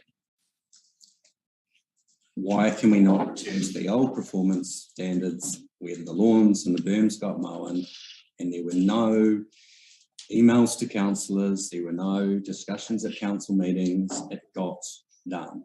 The reserves got mown, everything was sorted. That's what I want at a policy level. For $10,000 per year, to me that's good value. I don't accept the costs in here of $120 per hour and $350, $360. It's ridiculous to mow birds. The cost of proposal as councillors to make a decision on, but at the moment it's unbudgeted spend because we've obviously been through the annual plan process. Well, what did we put in the annual plan? Look, this is the bit that doesn't make sense. The policy said at the discretion, at the discretion of council, any decision made to mow a berm under these exceptions, is at council's discretion, is the exact wording. So I don't want council resolving at a meeting to mow berms. I think that that's operational. It should be really clear in there that berms will be mown regularly by the contractor to a agreed standard, whatever the operational terminology needs to be. Yeah. If it is 10 centimetres or 5 centimetres or whatever it is, and get it done. And if it costs $10,000, we need to budget for it because the community's saying they want this done. And it's not necessarily for berms outside of people's homes either. It's all those corner berms and the things that other people don't mow. And through the chair, I just wonder if consideration when you're looking at it being contractor, I know this is delving into operational, but you know, I'm thinking about someone like a retired person that may very well be interested. It's certainly not going to charge anywhere near David? the amounts that are on. But, you know, Tinker. I haven't finished. Davidson.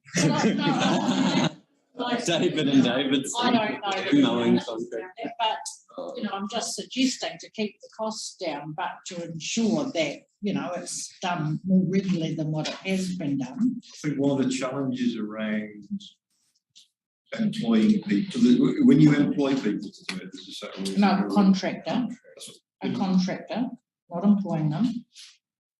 What you mean, Contracted, have a retired person contract to do the work. You don't have to employ them. No, I get that. Yeah. But again, you're then into what are the rules of engagement in terms of traffic management, health and safety, insurance, and all that kind of thing. We just need to factor that into this. Look, there's no more of a risk mowing a berm that you do outside your house, where a contractor coming to mow that berm.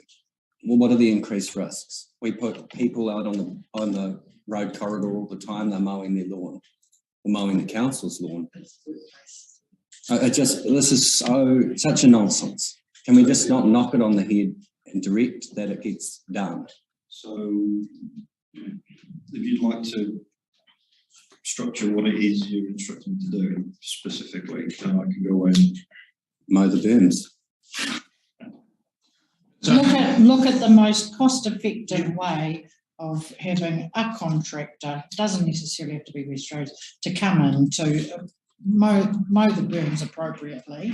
Actually, just so I can, who would be responsible? Because you have got your influence should be placed on Kiwi Rail to adequately maintain these areas as part of their track maintenance program.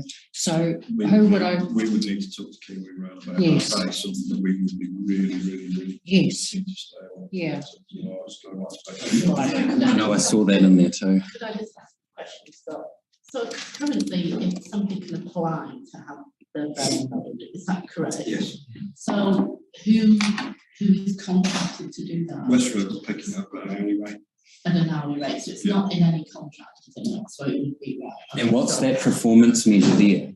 Like if they're contracted to mow that berm, for example, how often do they mow it? They mow it as and when it's needed, and you know, so it can be. I think there's a reference in the report to say that the person that we've done, I think it was once every 3 to 4 weeks or something like that. There it is. Common sense. So in terms of this report, the recommendation that you say that we simply not receive it. No, well, I think we need to amend it to reflect the mowing schedule of the that's already in operations by the sound of it. Do council want us to come back with a full costed proposal on this? Yeah, I would like to see that simply because I would like to see the option of the contract becoming available to others other than just West Roads to be able to, you know, put in some pricing. Like I'd like to see some costing around an individual taking on that responsibility rather than an organisation like West Roads, which has obviously got a lot more overheads that they have to consider. And we're currently working on Parks and Reserves contracts at the moment as well, which we're looking to go out to market with. So whether it's something that we could potentially wrap up. I think it's two-step. Get them done, get them mowing, get them variation, get the instruction, whatever that looks like. And then as part of the review of the Parks Reserves contract, factor in performance measure. And if the Parks and Reserves contract is going to be offered and, you know, broken up into subcontracts, then at that time, a contractor can tender for it. But that process needs to happen following procurement policy. And that's not going to be people that are asking for the berms to be mown. That's not going to be happen before next week or next month, is it? No. Just clarify though, that if you're wanting it starting now before we get everything in place, it's some budgeted spend. Well, we'll have to save the money from somewhere else. We already. Care Square fence. Budget. Well, we don't keep building the fence around Care Square, and you know, no, but if we set a cap, yeah, okay. If we go unbudgeted expenditure up to, and then that is factored into the annual plan next year. This is just going round in circles over a very trivial, small matter. Council, can you suggest a resolution? That we amend, we need to understand the performance measures and then go into policy. So I can bring back to the council a proposal. And in the interim, can we just have a blitz on the booms? I can talk to my team about what ones need doing, if that's what you're going to do. Yeah, there must be a budget for that. And can I, because this isn't the first time we've raised this around requiring money, because we've raised in the past that budget from boom money got taken away, and so we have talked about this at many previous meetings about needing to reallocate, just like, you know, the whole central business area, and keeping up the maintenance on that also got removed. We also cut the budget like that. It's kind of ended. I've got a friend whose horse keeps loose sometimes, and she's going to send in a contract, an invoice to council. So it's even birds for you. We just fence it and fence, what's its name? Fence the horse in and They'll get on the dog control, I'm sure she'll get fined and we'll just take them fine. Nicely.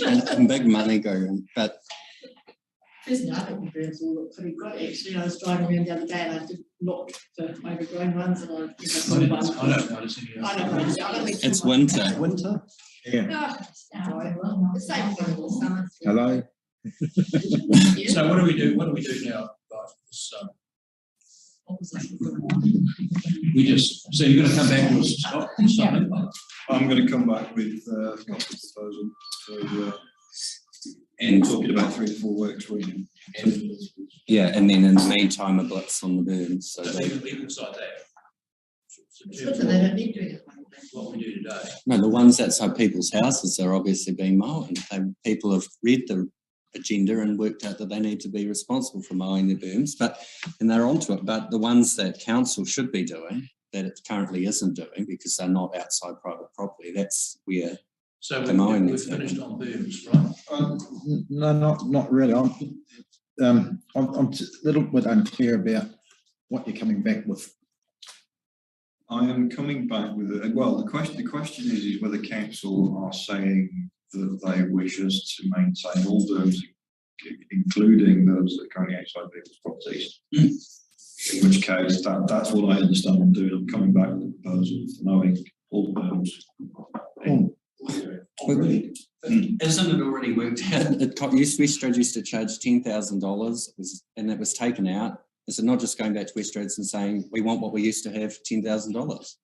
Through the chair, wouldn't you have an idea of how many berms that you're mowing that the people aren't mowing?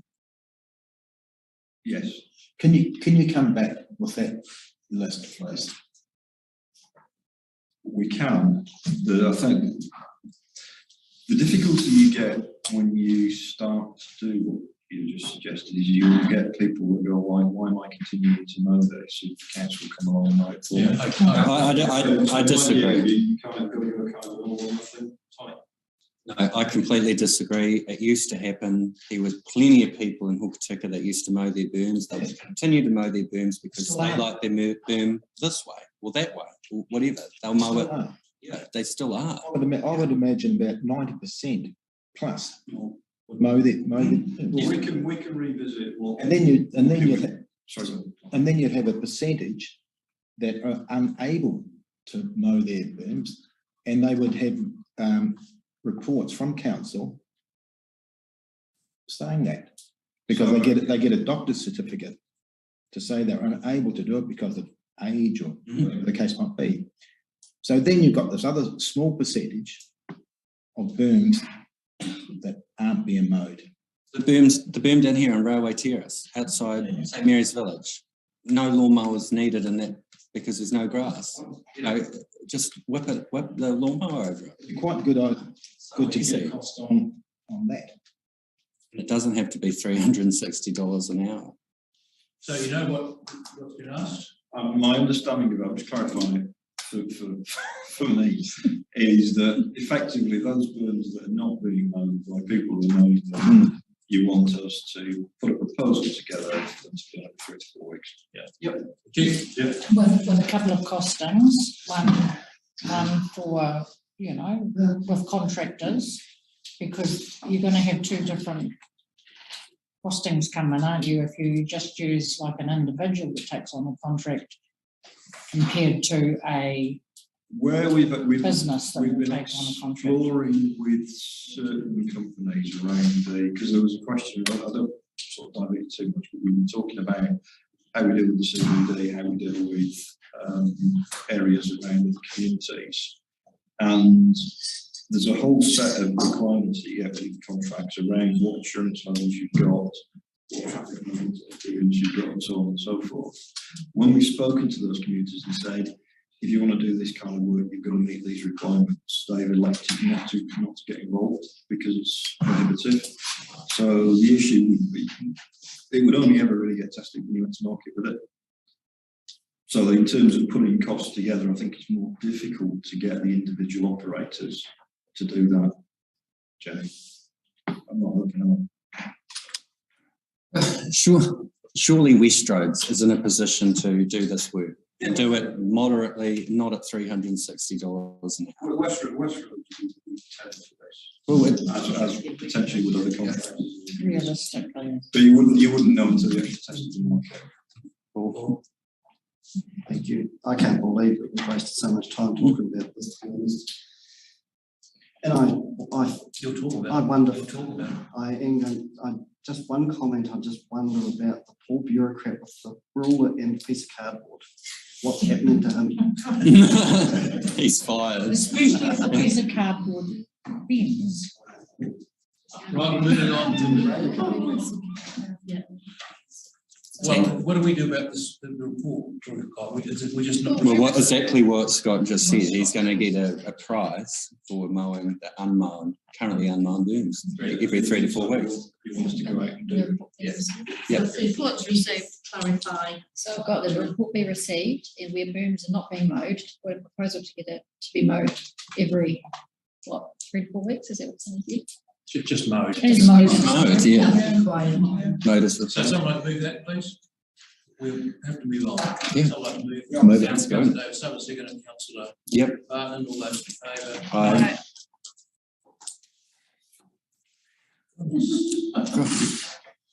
Right. Home to the beachfront access project. Scott, why don't you stay there? Tell us about this. Yes, I mean, at the previous council meeting, there was a discussion around beachfront and some expressions of concern around lack of progress, and councillors asked for a report to be brought today to outline the background to it all and where we sit. And the report is here, and I'm going to take it as read. Questions? To cut to the chase, are we any further ahead with establishing whether or not the regional council is going to pay this 90 grand or not? I can answer that. Well, I can't. I've written twice to the regional council, asked them to come to this meeting to update us on a number of issues in relation to the beachfront issues. I've been no reply. I think what it's reading through the screeds of emails here, it appears that there wasn't an answer to Simon's email of July 2, 2021, where he's asked for a commitment in writing to made verbally to fund this. That never arrived.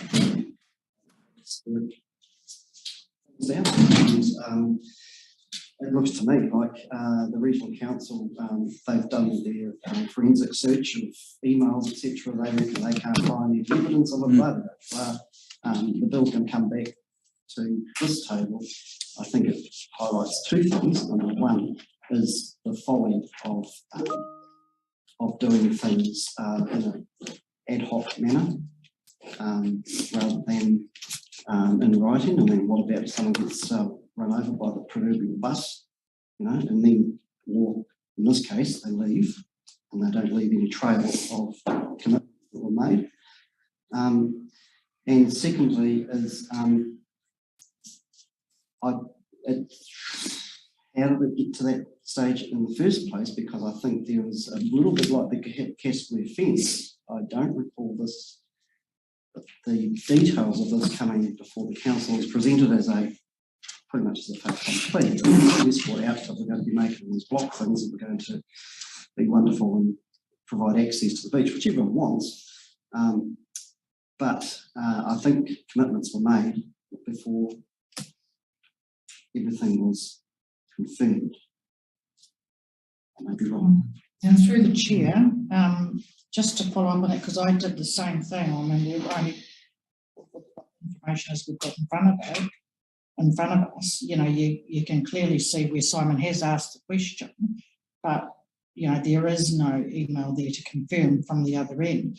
But also, I do query, if you go back to 2.7, where an agreement to proceed was confirmed on the 17th of February with Westlog, that we didn't confirm the successful application with the West Coast Regional Council until the 22nd of July.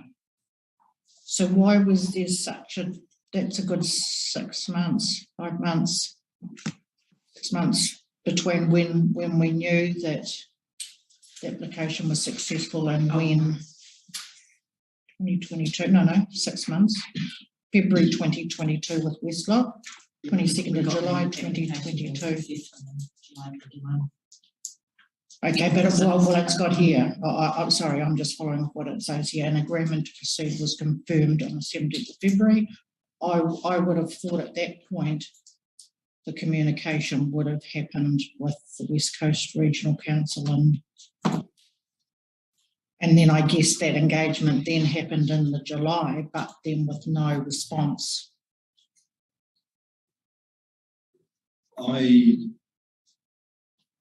I would say that there may well be, and this is a speculative point on my part, more emails generally, but that the purpose of this was to actually try to identify the discussions that were going on in the regional council about this. So I'm not saying that there aren't other emails there, but certainly the email exercise, the email trail, we were doing effectively to identify from an email perspective what exists. I mean, certainly at the last meeting when we were discussing this, there was a suggestion that the regional council knew nothing about this whatsoever and it came as a complete bolt out of the blue. And I think from the report we've got in front of us, I think that demonstrates that that's not quite, you know, as people may have understood it. What we don't have in front of us, I would agree that is we don't have somebody coming back saying, absolutely, yes, you can have the money. I accept that within this document. It's a bit like the Care Square fence. Operationally, it was known about. At a governance level, it was unknown, and that's why I think it caught the regional councillors by surprise. So there was discussions at an operational level that weren't shared with governance, whether it was at their end or our end. And there's lots of learning from us. We've got to sort of do things a whole lot better. I agree with the recommendation on withholding the 250,000 or paying the 250,000 less the 90 if the regional council determine that there isn't the 90,000 in the budget to take this project forward. I'd be very surprised if. Okay. Well, it's actually 70. It's not 90. It was agreed at 70. Well, it's initially it was agreed. Well, that's what the paperwork's saying. That's 90 we're talking about, isn't it? Has the cost increased to 90 or are we back at 70? I think the figure that they came out with the themselves. Okay, but the first reported figure to them was 90. So they weren't even given the right number. Okay, so we'll go off the old number, which is now the right number, 70,000. We take 70,000 off of 250,000, but we must have to have some sort of nous around this. Acting Mayor's requested a meeting of the Seawall Committee and of the Regional Council to present. Has there been any reply to that email? No, but I think they have made some move. Moved just for there to be a Seawall Committee meeting, but they have not responded. Chair, we believe Simon has had an email saying that they can come and present to council at the end of September. So It's been 12 months since we had a Seawall Committee There's meeting. someone, I've emailed the chief executive twice. the relationship looks wrong. And they just don't, it's just. Well, I think ring up Heather, ring up Alan, ring up the regional councillors and say we want a meeting. Sort this out. Through the chair, just on the access there. Look, I think it's quite simple. You get the chief executive to contact Mr. Beale, who is in Southland Regional Council, and get him to explain the clarification of the response by email. That's that part. Sorry? But through the chair, I mean, the problem is there is no paper trail. That's what I'm saying. But that wasn't involved. He's gone. That's He didn't leave a paper trail. And, but they're saying in here, there's a. Is a phone call sufficient? No, I said for him to provide the email. Well, with respect, the regional council have done a forensic search of through the email system, and they said they found no evidence of an email. I think, as I said last month, I think it was done with a wink and a nod and a handshake. And rightly or wrongly, it wasn't followed through, and timing got in the way because then Randall Beale left when this was unfinished, and it fell through the hole. I think that's what happened. According to Mr. Bastian's email, he's saying, see attached email. Did you notice it's not attached? That's correct. That's what I'm saying. Yeah. Where is it? Give him a phone call and see if we can get the email. Well, has he taken the emails with him? The regional council. They said he was locked out of the computers. The phone call would be nothing wrong with talking to the man. Councillor Neal? Just talking about leaving the $70,000 off the 250, and we've already committed that. Can we just take that off? I'd like to leave an opinion on that, David, because I wouldn't have thought we could. Well, not a nice thing to do. Well, I know the regional council won't be very amenable to it. Well, let's understand this. We made that Right, decision 2 years ago to pledge that money on a proposal that was shovel ready and should have been well and truly completed by now. Yeah, that brings through the chair. It just brings me back to 3.4, the current situation. It's the resource consent. Whereabouts did you get that information from? The requirement that it needed a resource consent. Yeah. The regional council.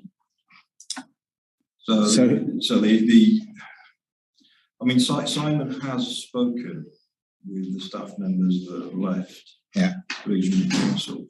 Yeah. And one of the staff members wasn't involved in the discussions, and so wasn't in a position to confirm and deny anything in relation to this. The other staff member concerned said they were involved in the discussions and they could confirm the agreement between the West Coast Regional Council and Western District Council on this. And would be prepared to put that in writing. Mm-hmm. So, with respect, hadn't put it in writing because there was no paper trail offered and he was in the employment. Sorry, I was referring to this chart, the chart there at 3.4. Right, okay. So that's the prepare resource consent, lodge resource consent, and you got some times and dates on there. But it hasn't happened. This is relation, but this is in relation to what they're doing, isn't it? It's not in relation to what we're doing. That's correct, yeah. So I can't give you any further information on Oh, so who provided that again? that. The timeline would have come through, that went through to Simon, I'm presuming from the regional council.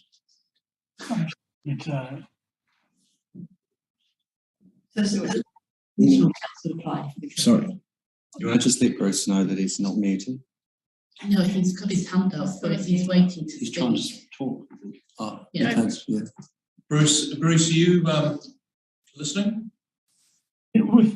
Yes, I am. Can you hear that? Yes, Yeah. yes. Okay. After your last meeting, I picked up the phone. I rang Randall Beale, who I know reasonably well. He's now working in down south. He confirmed that he'd done a deal with Simon Bastian. The deal was confirmed in writing. They're picking up the cost, and we're just involved in the middle of a political shambles at regional council. You know, it's very straightforward to me. We've got regional council attempting to slow the process. I mean, you couldn't slow it any more than you've got. But for God's sake, if someone wants to know something, pick up the phone, and every councillor can ring Randall. He'll tell you. And to suggest that a forensic search didn't reveal an email is, I hear what you're saying, Paul, but I can tell you you're wrong. Thanks, Mr. Chair. Thank you, Bruce. Didn't know you were still there, but nice to know you're still listening. I woke up again. Have we got the email? We need the phone call. But there's no reason why we can't get Randall to see us say he's confirming his recollection of the arrangement sign. This whole thing seems bizarre. As I said, it was done with a week on, and there is no paper trail for it. It's simple as that. But he can still give evidence of what he understood, understand the agreement.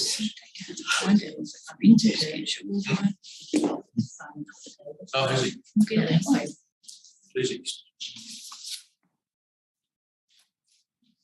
Yeah, so that's the other issue, David, is that, you know, it's a fairly important project. You know, it's a multi-million-dollar project.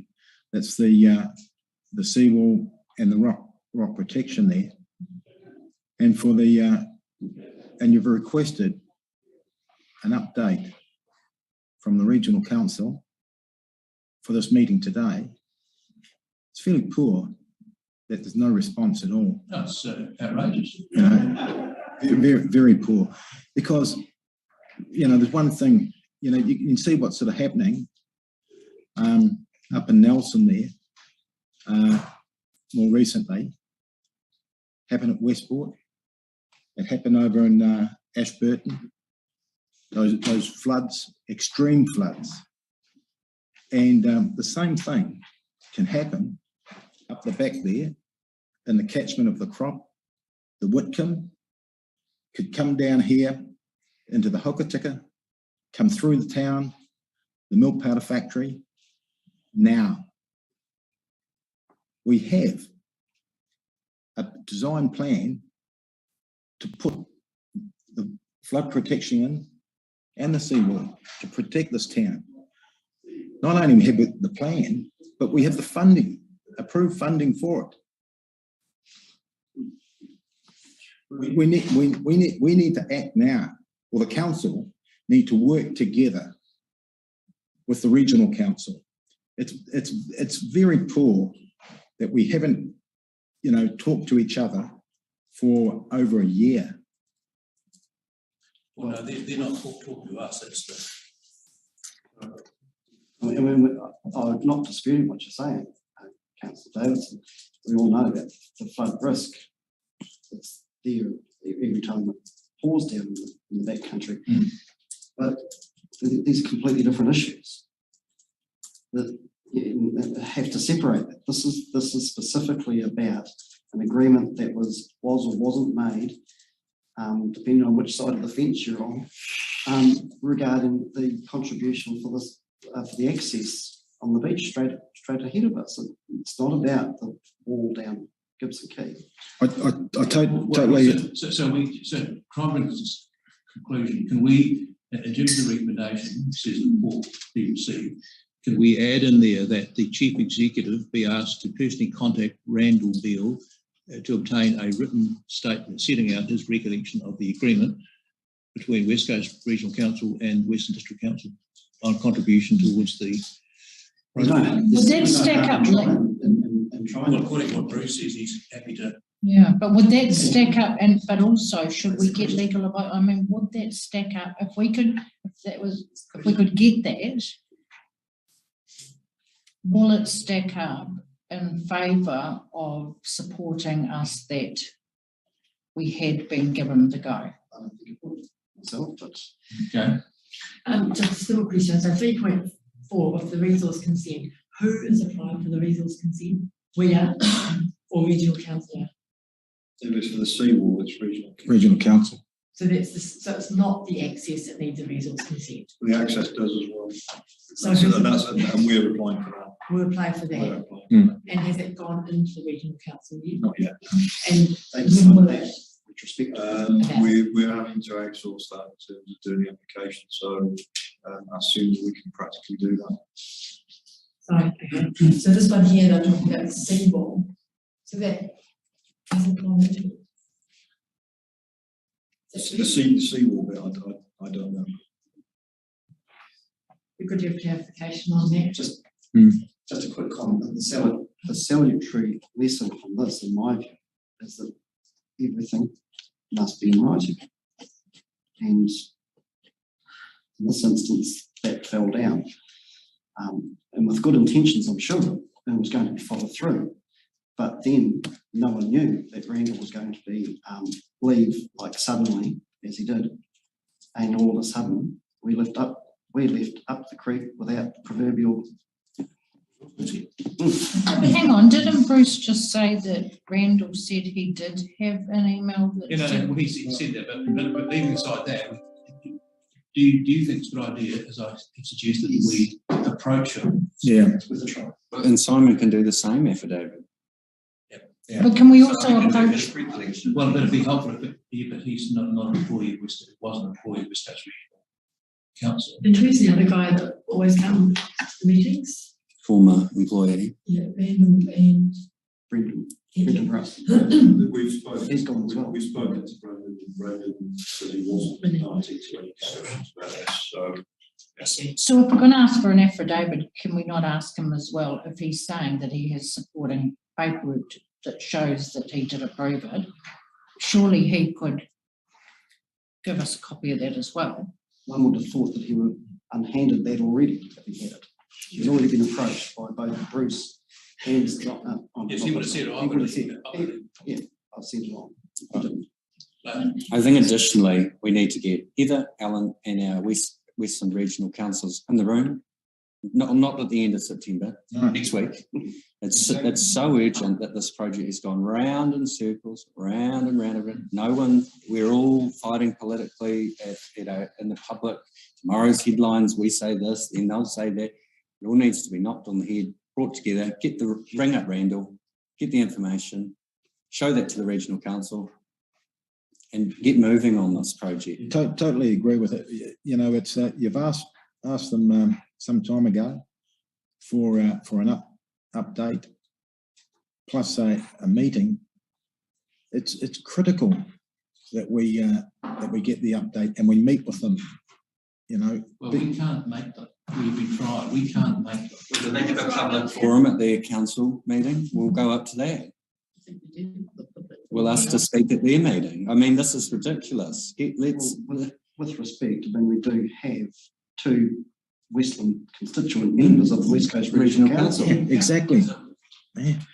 One is the chair of the Seawall Committee. That's the other two I'm It's suggesting. pretty simple. So, Mr. Chair, Mr. Chair, can I just make a point? On Yes. Friday, the 29th of July, at 3:26 p.m, Simon texted me after he talked to Randall, he said, I talked with Randall, he will do an affidavit to confirm our discussions. You know, this is a crock, this whole thing. And it's time we become the let's do it council, not the let's find a reason why we can leave till next month. I've only got 2 more meetings to say this at, so it's a real worry for me. Thanks, Mr. Chair. Thank you. Who's taking the lead on this operation? Is that you, Leslie? No, fine. However, through the chair, if the boot was on the other foot, I think we'd be demanding probably the same. Show me the money. Show me the evidence. And that's where it's at, I'm afraid, but Well, can you raise it with Simon next week, and Will then do. he and I can have a discussion about it and decide Yeah. how we advance it. Yeah, I will do Monday brief. But we can't be discussing this at the next council meeting, waiting that long, waiting a month. All right, got message received. Okay, should we move on? Just on the variation of costs, the 70 to 94 400, are we absorbing the difference? Leslie or David? Yes, Your Worship. You'd be amazed at what disappears out of the brain cells.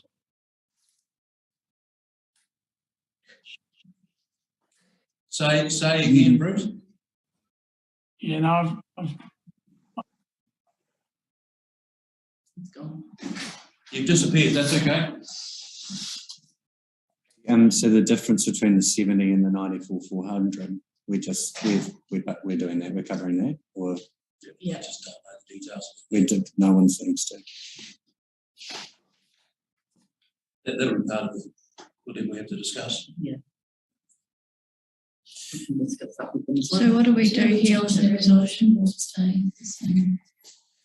Well, we're just receiving the report at this stage. So are we happy with it? We simply receive the report and then another recommendation, 10.2, that the Deputy Mayor and Chief Executive be asked to expedite settlement of the matter or something.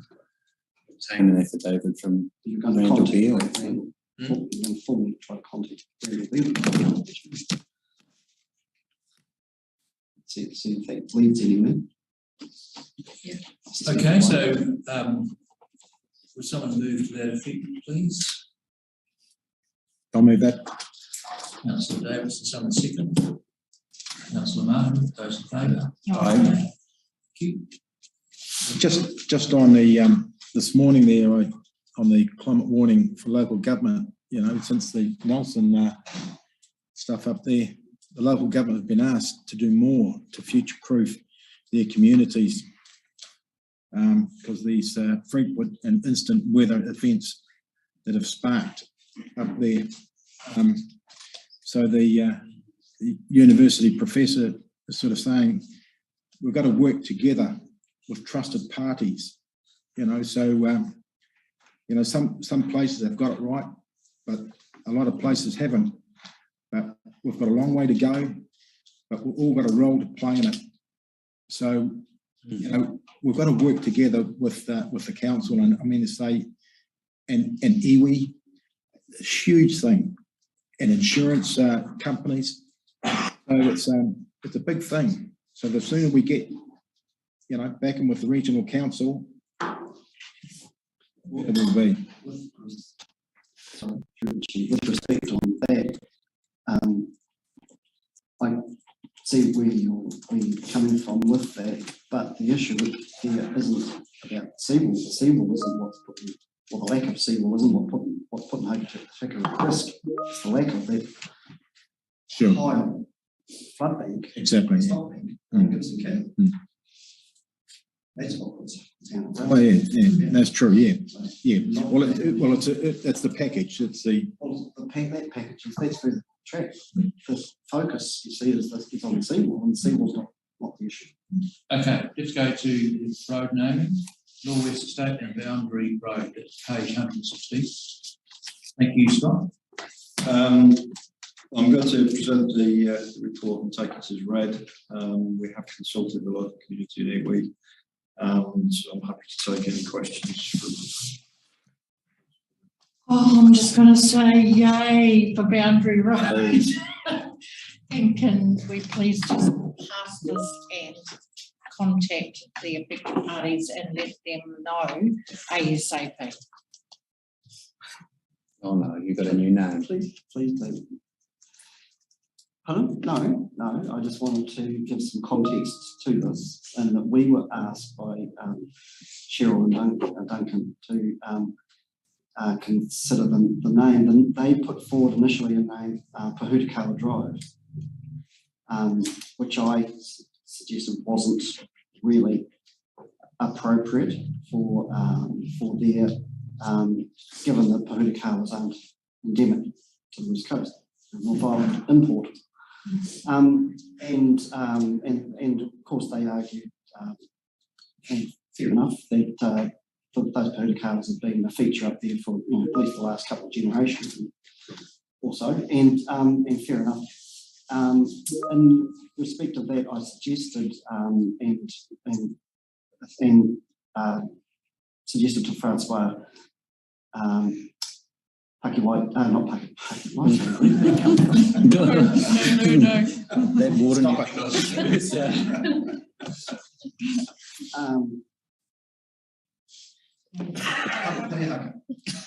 Kalihaka Road, and you'll see the background. They've done some research on it, and in the end, I did say it's nothing to do with McCarfield on this, because Seaview is actually smack in Waiwai. So it's their call. In the end, though, Cheryl and Duncan came up with the names of the wards from Western Hospital, and I couldn't agree more. I think they come up with a splendid solution for it. As someone who's born in Western Hospital at Alice Ward, I think it's marvellous. Jeepers. Is that a conflict of interest? So I'm not campaigning. I'm not campaigning. So, Alice Ward. Yeah, I think it's a great solution to what could have been a bit messy. And thank goodness we're agreed. All right, let's move on. I'll move it. Can we just get the or and the comma removed from the recommendation, and after Norwest Estate, comma Hokitika? I would have liked more background given on Manson and Alice, other than just that they were ward names. I'm assuming that they are male again, so you've now got 1, 2, 3 more road names named after males, which just puts the percentage even higher than what it always has been. I think it's really sad. Boundary Road, yeah, okay, fine, but there's Boundary Street in Greymouth, and we're meant to try and avoid those duplications. They removed the Pohutukawa, didn't they? Didn't they remove all the Pohutukawa from up there? some. Okay, did someone move the Yes, please. Councillor Cogan? Someone second? Yeah, I can see Councillor it. Hart, all those in favour? Aye. Can they be notified by somebody at council ASAP? Yep, have a road named up. Okay, so we've now got an administrative resolution, which is a formality, which is The affixing of the council seal to the deed of variation of lease.